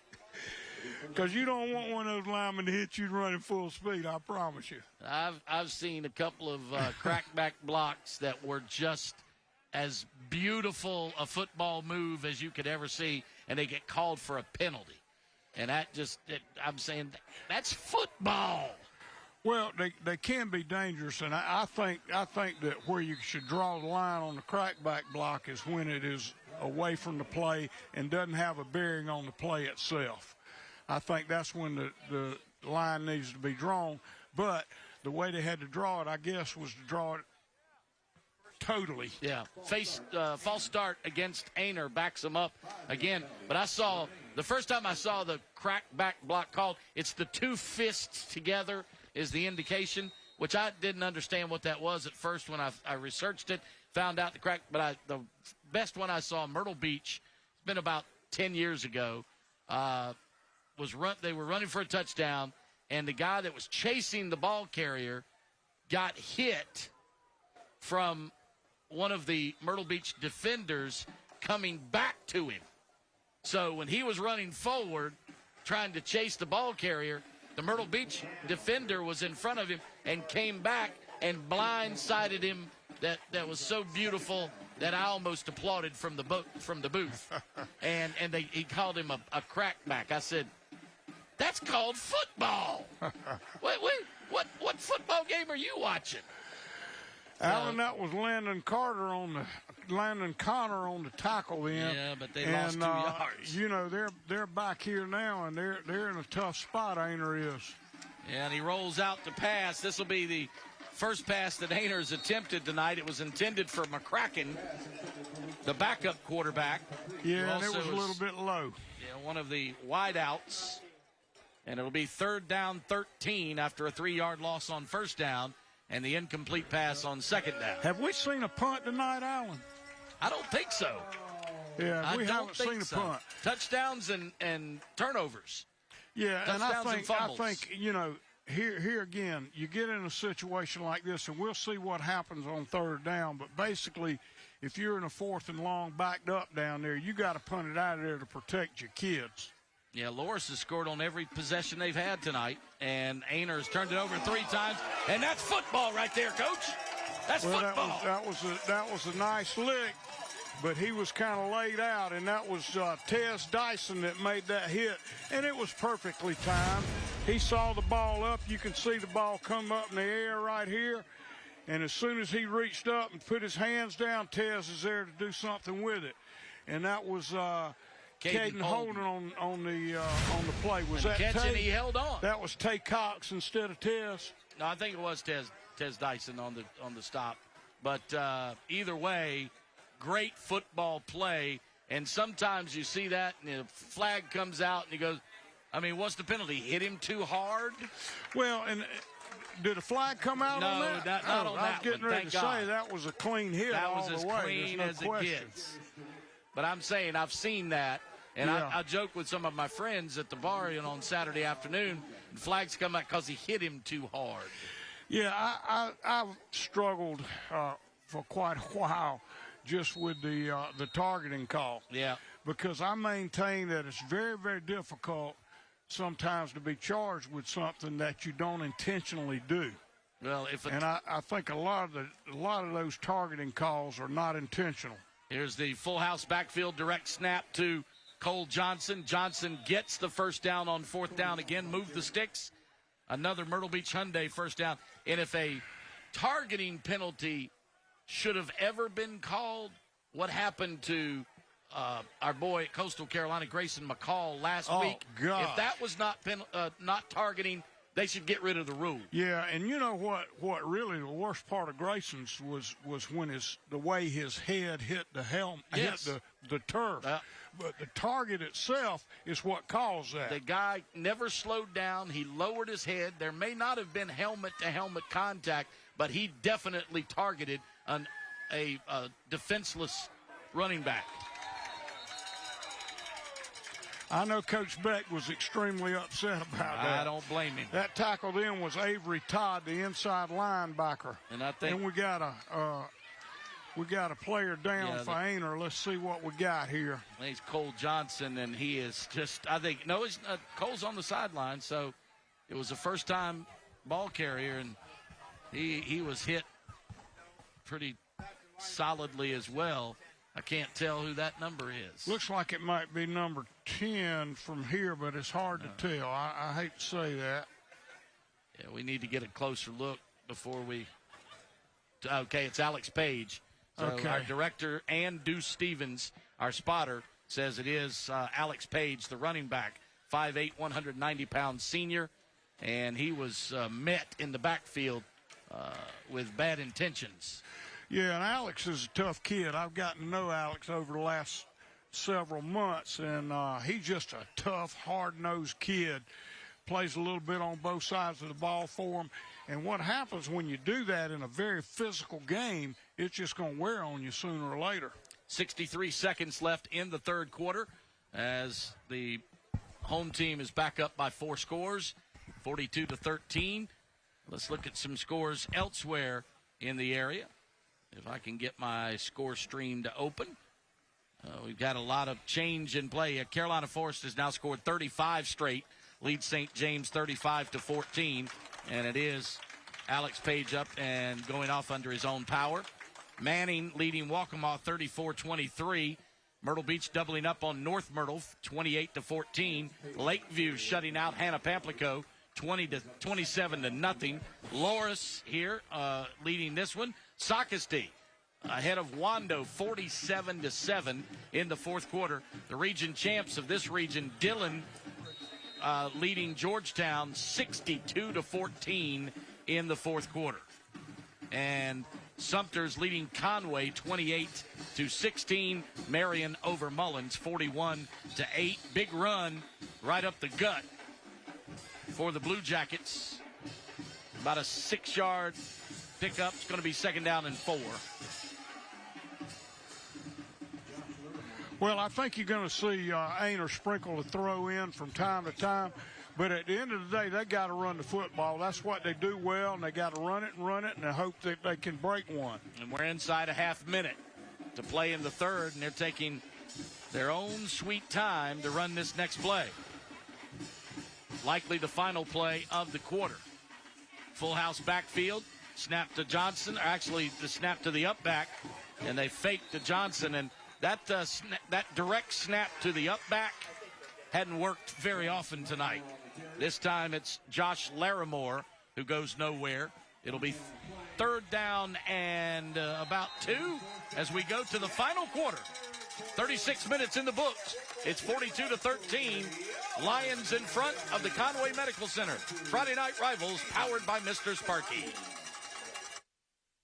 Meet Martha. Martha is 75 years old and has been on Medicare for 10 years now. But she's a bit cranky because she heard the 2024 Medicare Advantage plans are now available during the Medicare annual enrollment period, and she wants details. I'm already on Medicare. Why should I call and check up on my Medicare plan? Hi, Martha. Medicare plans and benefits can change each and every year. That's why it's important to call to get your free 2024 Medicare benefits checkup. I already have my Medicare card. I am not calling. Martha, right now is the Medicare annual enrollment period. 2024 Medicare Advantage plans are now available, so everyone on Medicare can call to see if a Medicare Advantage plan may be better for you. You can even call to see if there are any changes to your current Medicare plan in the coming year. They probably won't answer the phone. Well, Martha, if you call 800-314-8657, a licensed insurance agent will speak with you and look up your plan options and see if there is a plan that will better fit your healthcare needs. Why don't I get these automatically? Martha, 2024 plans are now available, but you won't get a 2024 Medicare Advantage plan automatically. I think I called before, so I'm not calling. Martha, right now is the Medicare annual enrollment period. 2024 plans are now available, so now's the time to call. So everyone on Medicare should call now during the Medicare annual enrollment period and get your free Medicare benefits checkup today. Just call the toll-free number on your screen. It's free. Free? Yes, Martha. The call and no obligation Medicare benefits checkup are free. They can look up your plan options and let you know if you're eligible to enroll in a 2024 Medicare Advantage plan available in your zip code. Call now and we will see what plans may be best for you. It's time for me to call and get my free, no obligation Medicare benefits review. That's right, Martha. I should have just given you the toll-free number. It's on everyone's TV screen now. Call 800-316-8657. 800-316-8657. Tonight's closed captioning is exclusively brought to you by Bathfitter.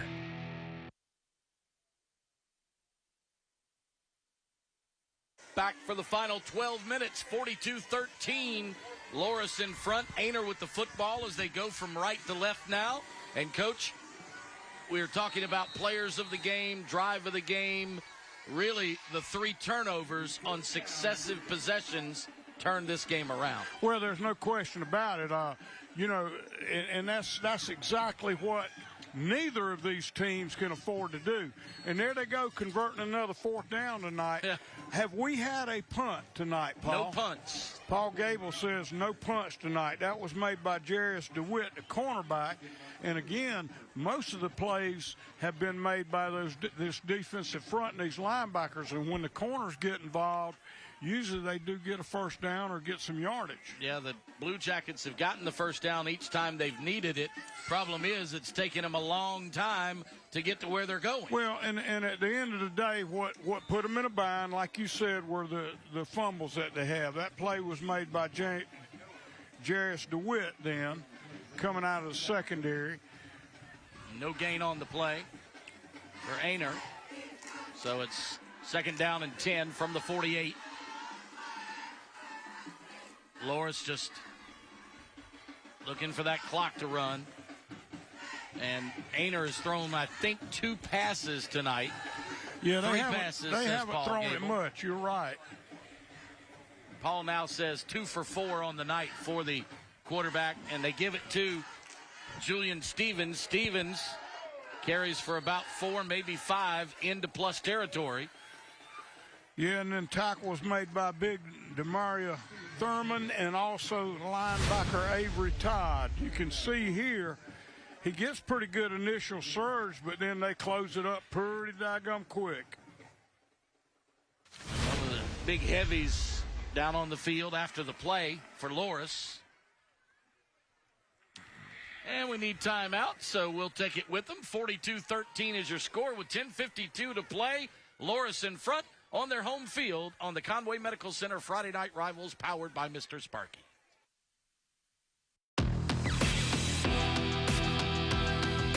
We're probably expecting someone else on these steps. I'm probably also expecting a plain old Philly cheesesteak. Well, I'm not him, and Zaxby's Fried Chicken Philly. It's not that. We're built different, and this Philly is filled with delicious fried chicken. Now I must eat you. Finally, the Philly done right. In case of a hurricane, are you ready? Don't wait until it's too late. Get your family a Briggs & Stratton generator from Mr. Sparky today. We'll come to your house and help determine the correct size generator needed for your home to keep all your electric devices running. So keep your family safe and comfortable with a Briggs & Stratton standby generator all year long. There's no job too big or too small. Call my dad. He can fix it all. And remember, 8 Sparky.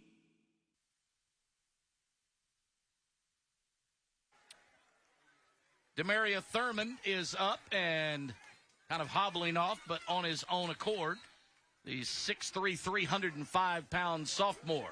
Yeah, and I would tonight, think, Coach, just wanted to let you know that the closed captioning tonight is brought to you exclusively by the Bath Fitters. Now go. And what I was going to say, I'd hate to weigh that much and have a hurt ankle. Woo. He was hopping off. And, you know, he's not a sloppy 305 pounds, and No. this kid is a sophomore, too. I saw him out here practicing earlier in the year, and he is really, really a huge, agile kid. Johnson & Johnson in the backfield, 2 up backs. They snap it to that wedge again, and we just talked about it during the break, Coach. Snap it to Julian Stevens. You called it their wedge play as part of their bread and butter. Well, it ain't. The butter ain't been breaded, or breaded ain't been buttered all night tonight. Yeah, and they've done a good job of stopping it. Now, that was Gavin Gore and Jarius DeWitt that made the play on it then. But nonetheless, it is again, they've got to make that wedge work for their offense to work. And you say, well, why do they keep going to that? Well, that's their bread and butter. That's what they do. And if you can't run your best play, you're going to struggle. It's like you said, you hardly ever see it, but Loris has done a tremendous job on that play tonight. They have. And the quarterback hands off to Holden. He's looking for that right corner.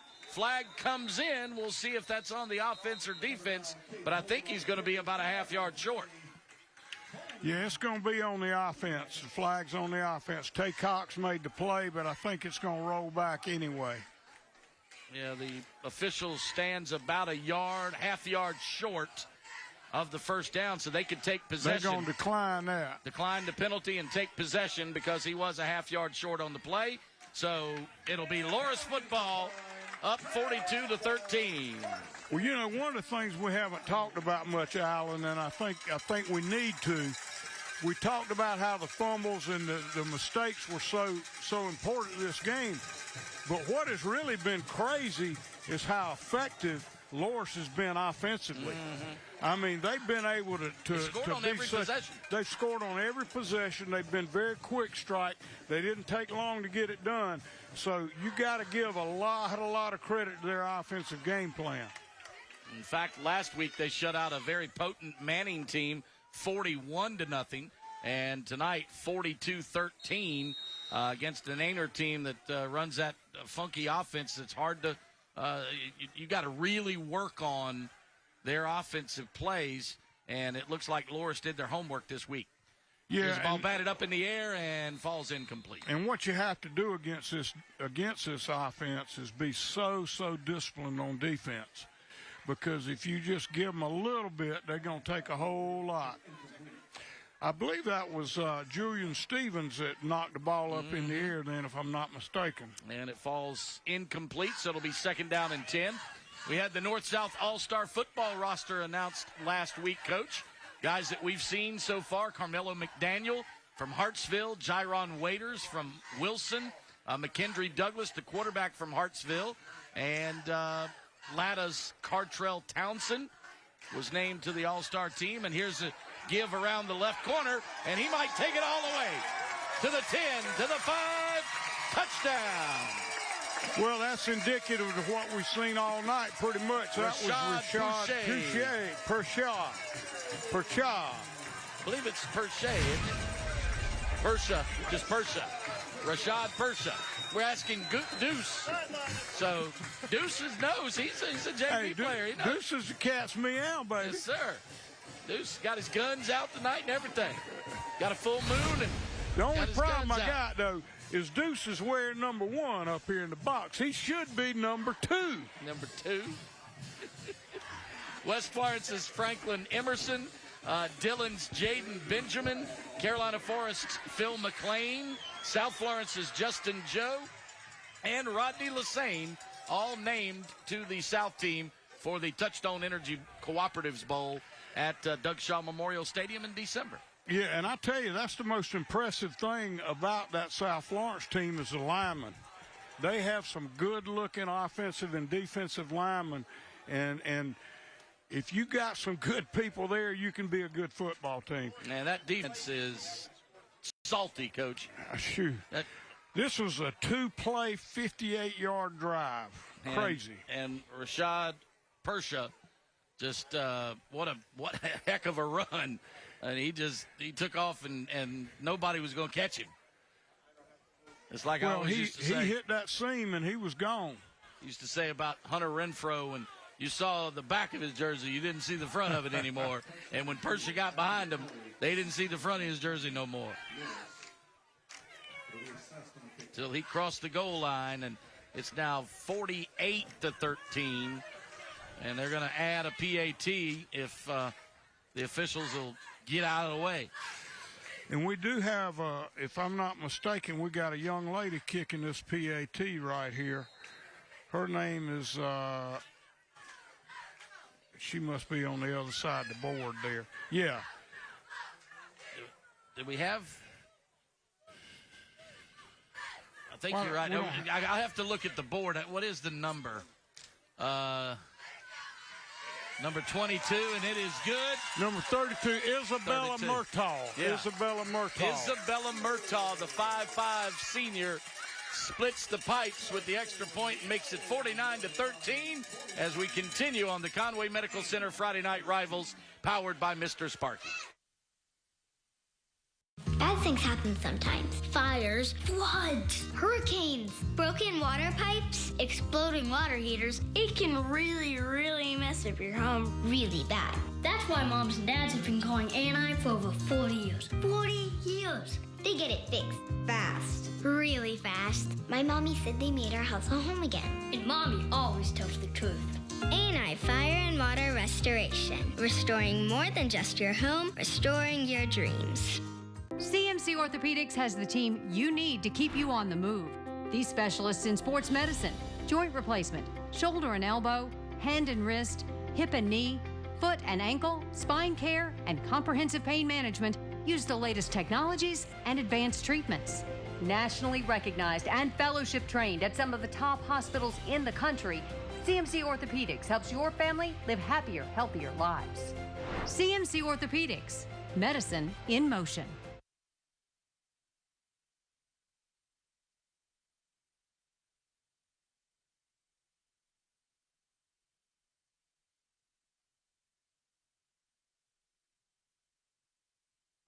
Interesting stats from number 1 statistician Paul Gable in this second half, Coach. Aynor took the opening second half kickoff, went 8.5 minutes to score. Loris has only had the football for 3 plays in this second half, but 2 of them have been touchdowns. So Loris is very efficient in their offense, while Aynor is stoic and methodical, if you will. So, trying to use all my big words tonight before the season's over. I have a statistic here that my younger son sent me. My older son, as you know, is the defensive coordinator at South Florence. Oh, that's why them Bruins are salty on defense. Well, but anyway, he said, and they played West Florence tonight. Yeah. But my younger son said that West Florence had 0 first downs tonight. Wow. I'm telling you, the South Florence defense is salty as it gets. And here's a big return by Caden Holden. Again, Holden gets it out to midfield, and that's it. Now there's a little back and forth. Yeah, and this is when you talk about the game getting out of control. And what you got to do is just separate things, send them back, let the coaches deal with them, line up and play another play. Caden Holden gets it right to the 50. That's what the nose of the football touches. And, we've talked about... You can see on this run back, he just everything as far as the tackle's concerned was clean. That's the CMC replay of the kickoff return. But we've talked about that South Florence defense, Coach. As good as the offense is, and being down a player in Jaden Sellers, the defense has been the difference in South Florence all year long. Here's a nice little toss back. And a pickup of only about 2 as the leading blocker was the quarterback. Yeah, and Avery Todd and Jacoby and Lewis on the play there.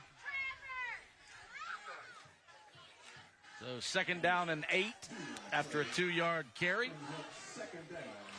And Chase Squires goes out of the ball game for the Jackets.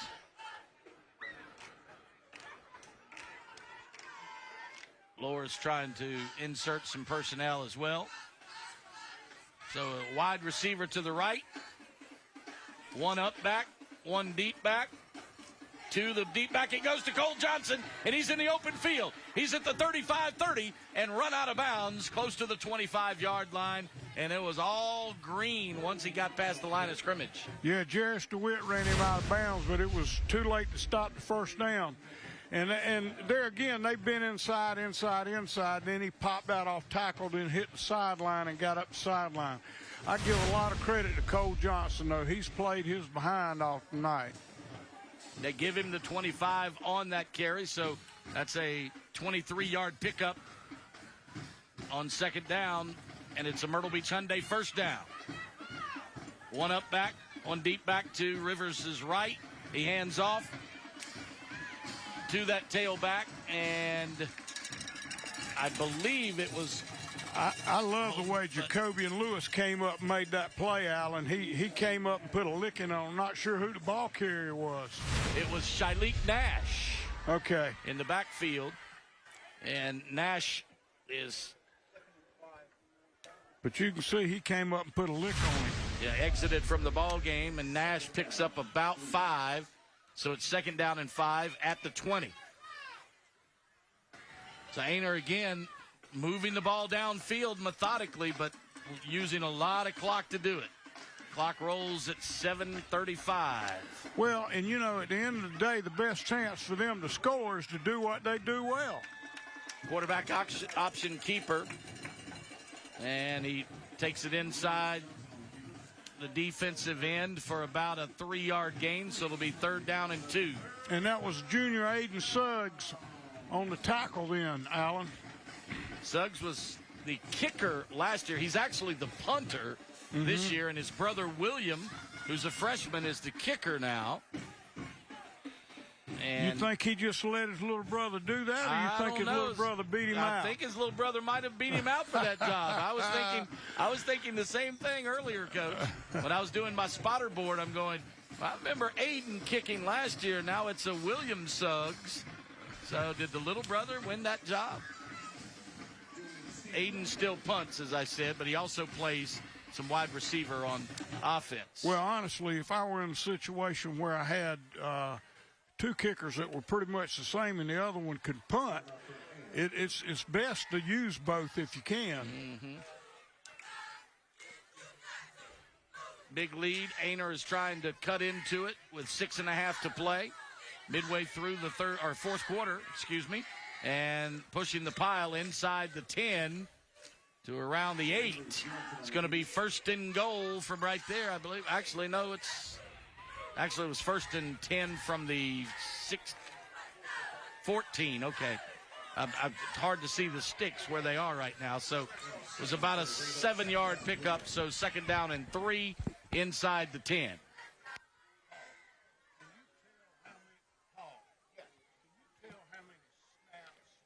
So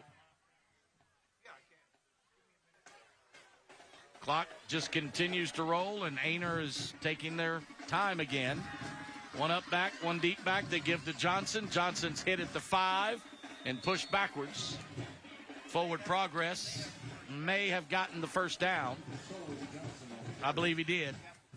Believe it got it by about a half yard, so it'll be 1st and goal from inside the 5. Yeah, and that was Green on the tackle then, a senior.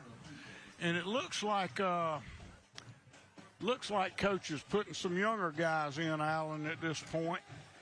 Yeah, he's got Julian Stevens in the backfield with Rivers Johnson. The up back is Matthew Kirby. And they hand it to Julian, and Julian is stopped. Spun down immediately at the line of scrimmage, so it'll be no gain on the play. 2nd and goal.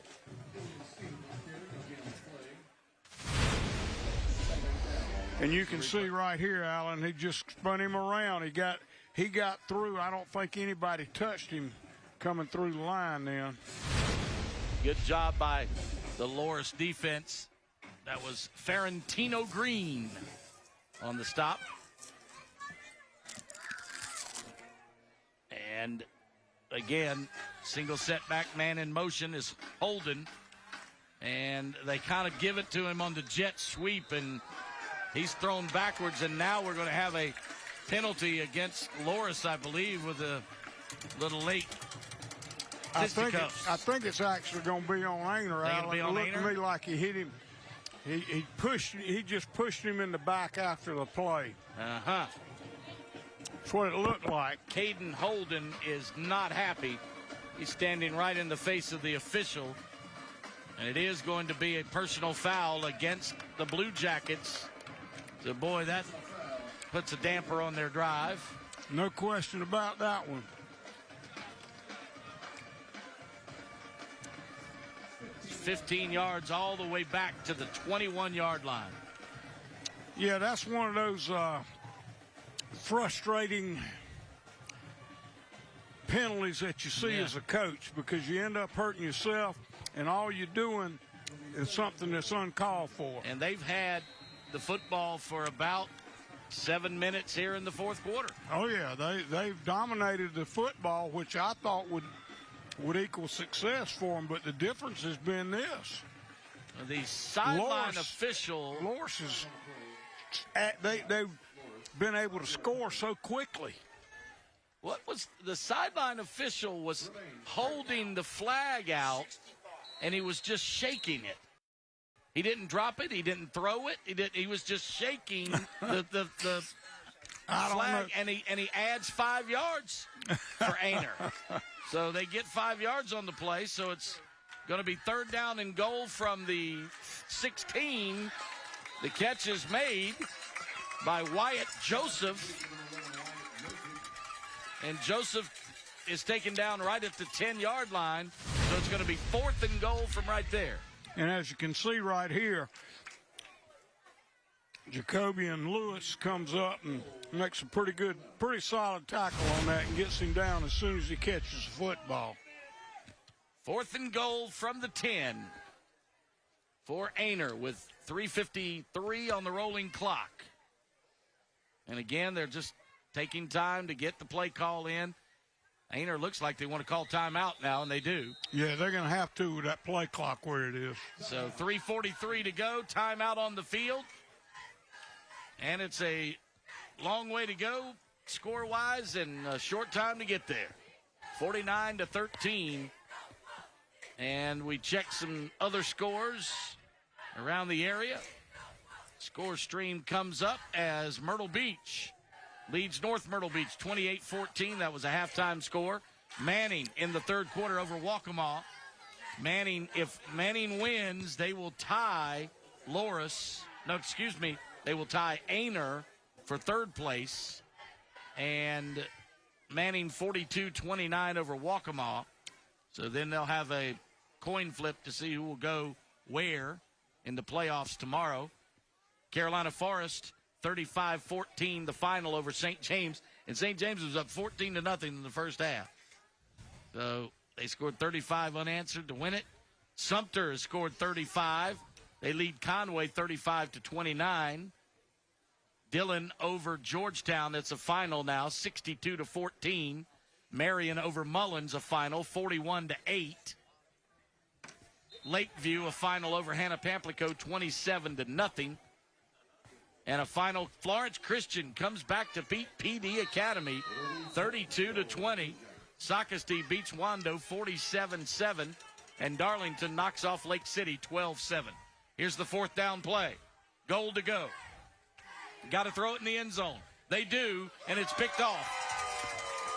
Jacobian makes the play. And I tell you, he's had a heck of a game tonight. Yep. We've called his name on so many occasions in the secondary, coming up making big hits. Of course, that's his first interception. Jacobian Lewis, the 6'2", 170-pound sophomore, has had a big night defensively. But we're going to have to look at the HTC game ball coming up here in just a couple of minutes, Coach. And I'm with you. I like number 20 for Loris. I like number 20. Well, I think he had a direct impact on the game early on. And he just really came out and rushed the football before anybody was tired physically. Yeah. He scored 2 touchdowns, and he's made some plays on defense as well. So Van Cease Jordan is his name, and he started the game in favor of Trey Knox, who was listed as the starter. And here's a big run for Loris. Oh! Vicious hit on Rashad Bourche. And I'm not sure who delivered that. I don't know if it was 4 or 30. Woo. But somebody's got somebody. Let's see if we can pick it up on the replay, Alan. Yeah, It's just a jet sweep. A jet Bingo. sweep. Oh, it's McCracken. Yeah, McCracken came out. That's the principal's son. If he hits anybody like that at school, they're going to send him home. He might spend some time in detention. Hit somebody like that. He spends some time in Daddy's office. So, the big hit, though, here in this one. 1st and 10 on the Myrtle Beach Hyundai. First down, and Loris has put in Zamir Gerald at quarterback now, and they call a timeout, or do they run out of time? Yeah, he ran out of the play clock. No, they did call. They gave him the timeout, so sometimes they'll do it just before they toss the flag. Zamir Gerald is a 6'6", 235-pound junior. That's almost prototypical quarterback size, Coach. He doesn't look quite that big, but 6'6". Yeah. Well, yeah, they got some good-looking kids down there. There's no question. I think on both sides of the ball, they got some kids that have been eating heavy. So, with 2:56 on the clock, they just are back over the football, ready to go again, and Aynor comes out, and they start the play clock. In the backfield with Zamir Gerald is Tay Knox. He's got 3 receivers to the boundary right, 1 to the field side left. He hands off to Knox. Cox. Cox breaks the tackle, cuts it the other way, and ran about, 60 yards to pick up 4. Yeah, but, it was a heck of a run. Yeah. Because he just ran tough, ran up in there, was able to shake an arm tackle, and I thought it was a good, tough run. They give him 5 and make it 2nd down and 5 at the 38-yard line. And Tay Cox, 5'10", 170-pound junior, stays in the ball game. And Loris just wants to run clock now and get out of here. 3 receivers right, 1 left. Gerald keeps it himself, flag down in the backfield. He pulls the would-be tackler forward for about 2 more. So it's going to be 3rd and short, or maybe 3rd and long after a penalty. Aynor is saying back him up. So let's see what the indication is. They're going to mark it a hold from the spot of the foul. So this is going to cost them about 15 yards, Coach. Yep, that one hurts them. And this is the first time that they really haven't produced offensively, the first series. Yep. And again, we haven't seen one punt, have we, Alan? Nope. And Rashad Pershay is back in the ball game, or Persha. And they're going to fake to him, and the quarterback keeps it himself. Zamir Gerald gets maybe 3 of those 10 yards they lost back. So it'll be 2nd down and 13. 3rd down, says statistician Paul Gable. 3rd and we'll call it 11, maybe a little bit more at the 30-yard line. Need to get to the 42 to pick up the first down. So the clock is ticking at 1:15 to play in the ball game. Outcome decided, just the final score, and Loris has got in all their backups. Trips left. Make that trips right, 1 left, and stopped right at the line of scrimmage. Maybe a yard. It'll be 4th down and 11. We may see our first punt tonight, Coach. Well, that'll be interesting to see. I kind of about forgot what it looks like. Yeah. Then again, Loris is, they've got to run another play because it's down to 25 seconds on the shot clock. And why punt it now? Well, they can run a play and then it'll stop on the change of possession, and they'll have about 12 seconds left. Now that's what they're going to do. They're going to run one more play on 4th down and 9, and maybe they won't as the play clock runs out on them. Well, it's actually at 4.1 seconds still, Alan. 14. Oh, is that 14? Yeah, 14. The pole was in my way. Yeah, 14.1, and so it cost them 5 yards, and now they will run a play. If they don't get the first down, the clock will stop again on the change of possession, and Aynor will have a chance to run one play. 49-13 your score. And this is going to be our final broadcast of the year. No playoffs for the Friday night rivals. So thank you to all of our Lucky Dog Television Productions crew again, cameras, truck people, Rodney Berry on the field, my statistician Paul Gable, our spotter tonight, Deuce Stevens, and Loris is going to pick up the first down and a whole lot more as Rashad Porsche just gets it down to the 35 of Aynor, and that will be the final play. It is 1.4 seconds now left, Coach. Yeah, they got to set the clock. They got to set the chains, and the clock will start back once they set the chains. And I would imagine they're going to let them run out here, Alan. And thank you to all the folks at WPDE TV 15 and the CW 21. A final score, 49-13, Loris in front. We'll come back with some final words, our HTC game ball, and the drive of the night here on the Conway Medical Center Friday Night Rivals, powered by Mr. Sparky. Meet Martha. Martha is 75 years old and has been on Medicare for 10 years now. But she's a bit cranky because she heard the 2024 Medicare Advantage plans are now available during the Medicare annual enrollment period, and she wants details. I'm already on Medicare. Why should I call and check up on my Medicare plan? Hi, Martha. Medicare plans and benefits can change each and every year. That's why it's important to call to get your free 2024 Medicare benefits checkup. I already have my Medicare card.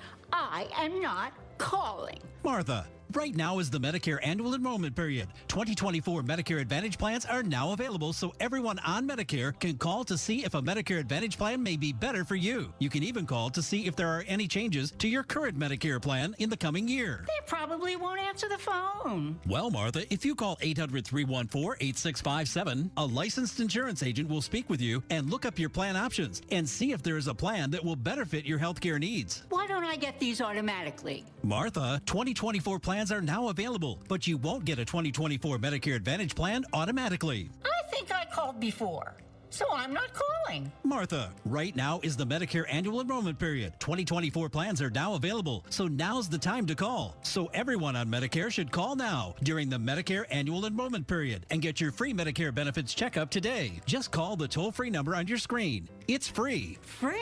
Yes, Martha. The call and no obligation Medicare benefits checkup are free. They can look up your plan options and let you know if you're eligible to enroll in a 2024 Medicare Advantage plan available in your zip code. Call now and we will see what plans may be best for you. It's time for me to call and get my free, no obligation Medicare benefits review. That's right, Martha. I should have just given you the toll-free number. It's on everyone's TV screen now. Call 800-316-8657. 800-316-8657. Tonight's closed captioning is exclusively brought to you by Bathfitter.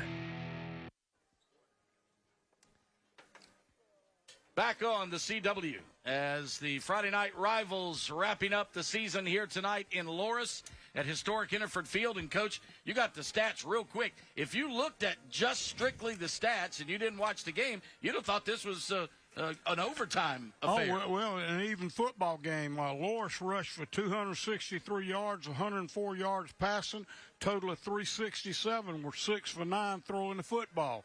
Aynor, on the other hand, rushed for 249 yards, passed for 33, total of 282, and they were 3 for 5 running it. The difference was that Aynor had 4 turnovers.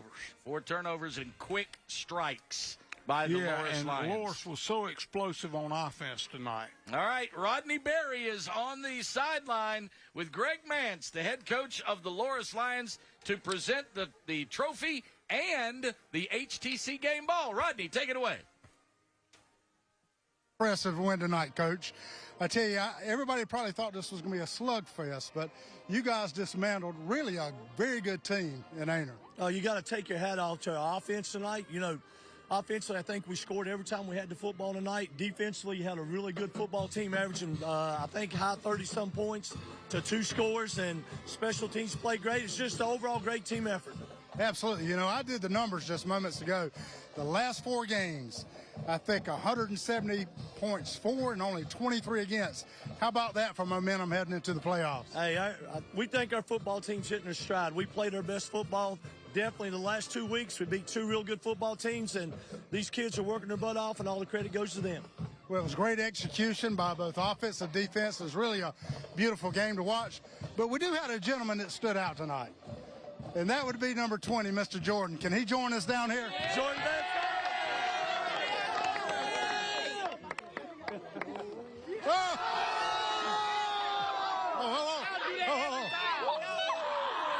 Mr. Jordan, tell us about tonight's game. Hey, I love it, man. The family around us, it's all about them. The offensive line block their butt off. Defense play their hearts out, man. We put the gas, all gas, no brakes, man. Well, it was absolutely a team effort, but you got a motor on you, sir. Thank you. Hey, we gonna fight all next week, baby. Well, the time has come. Playoffs is right around the corner. Coach. So, the guys are excited, and that's okay. They got me, too. That's yours. Hold off on that water for 1 second. We've got our... Seniors. Yeah! Coach, we got our final presentation of the year. This is our last trophy that we'll give out. And let me read this, because we got great partners. Yes, sir. This is 2023 Conway Medical Center Friday Night Rivals on the CW21. You guys are the Week 10 champion. This is our last trophy of the year, and got one question. Yes, sir. How about them Lions? How about that? Love you guys. Thank you, Rodney. And he was right. All gas, no brakes for that Loris offense tonight, because they didn't miss a beat. They didn't They didn't punt. And I tell you, that might be the most dominant offensive series after series that I've seen. All right, it's time for our Myrtle Beach Hyundai drive of the game, Coach. And it was a short one, but Loris, all of their drives were short ones tonight. But they went 77 yards and a huge 31-yard run to close it out. Yeah, and I think the key to that one was they were one score down at the time, or at least Aynor was one score down, and they were going in to tie the score, keep it a tight ball game, and they were able to dislodge the football. Boom, 3 plays later, all of a sudden, Loris is up 2 scores, and it changed the whole complexion of the game. Absolutely, and then 2 consecutive drives, they turned it over again, and Loris took complete control, and they win it tonight 49-13 at the Lions Den. It's historic Henneford Field for the entire Lucky Dog Television Productions crew, WPDE, ABC 15 News, Rodney Berry, Coach Chuck Jordan. I'm Alan Smothers saying so long, everybody. At HTC, we're here to keep you connected across our area. Here to provide solutions that fit your needs. Here to make it easy to switch. Here to build real connections in our community. Here to help you save with a bundle that fits your needs. And most importantly, we're here to keep you connected to what matters most in your life. Connect to HTC today to get the largest fiber optic network in the area and one of the fastest starting speeds. Hello, everybody. Cecil Chandler from Myrtle Beach Hyundai. Have you been waiting on the best deal on a new Hyundai? Well, it's here. I'm talking about 0% financing on the 2023 Santa Fe, or up to $3,000 in bonus cash with no payments for 90 days. There's more. The 2024 Tucson, also 0% financing, or up to $1,500 bonus cash and no payments for 90 days. Come see us at Myrtle Beach Hyundai, where the deals always make you smile. You might have seen our signs in your neighborhood. We're not just your local roofer.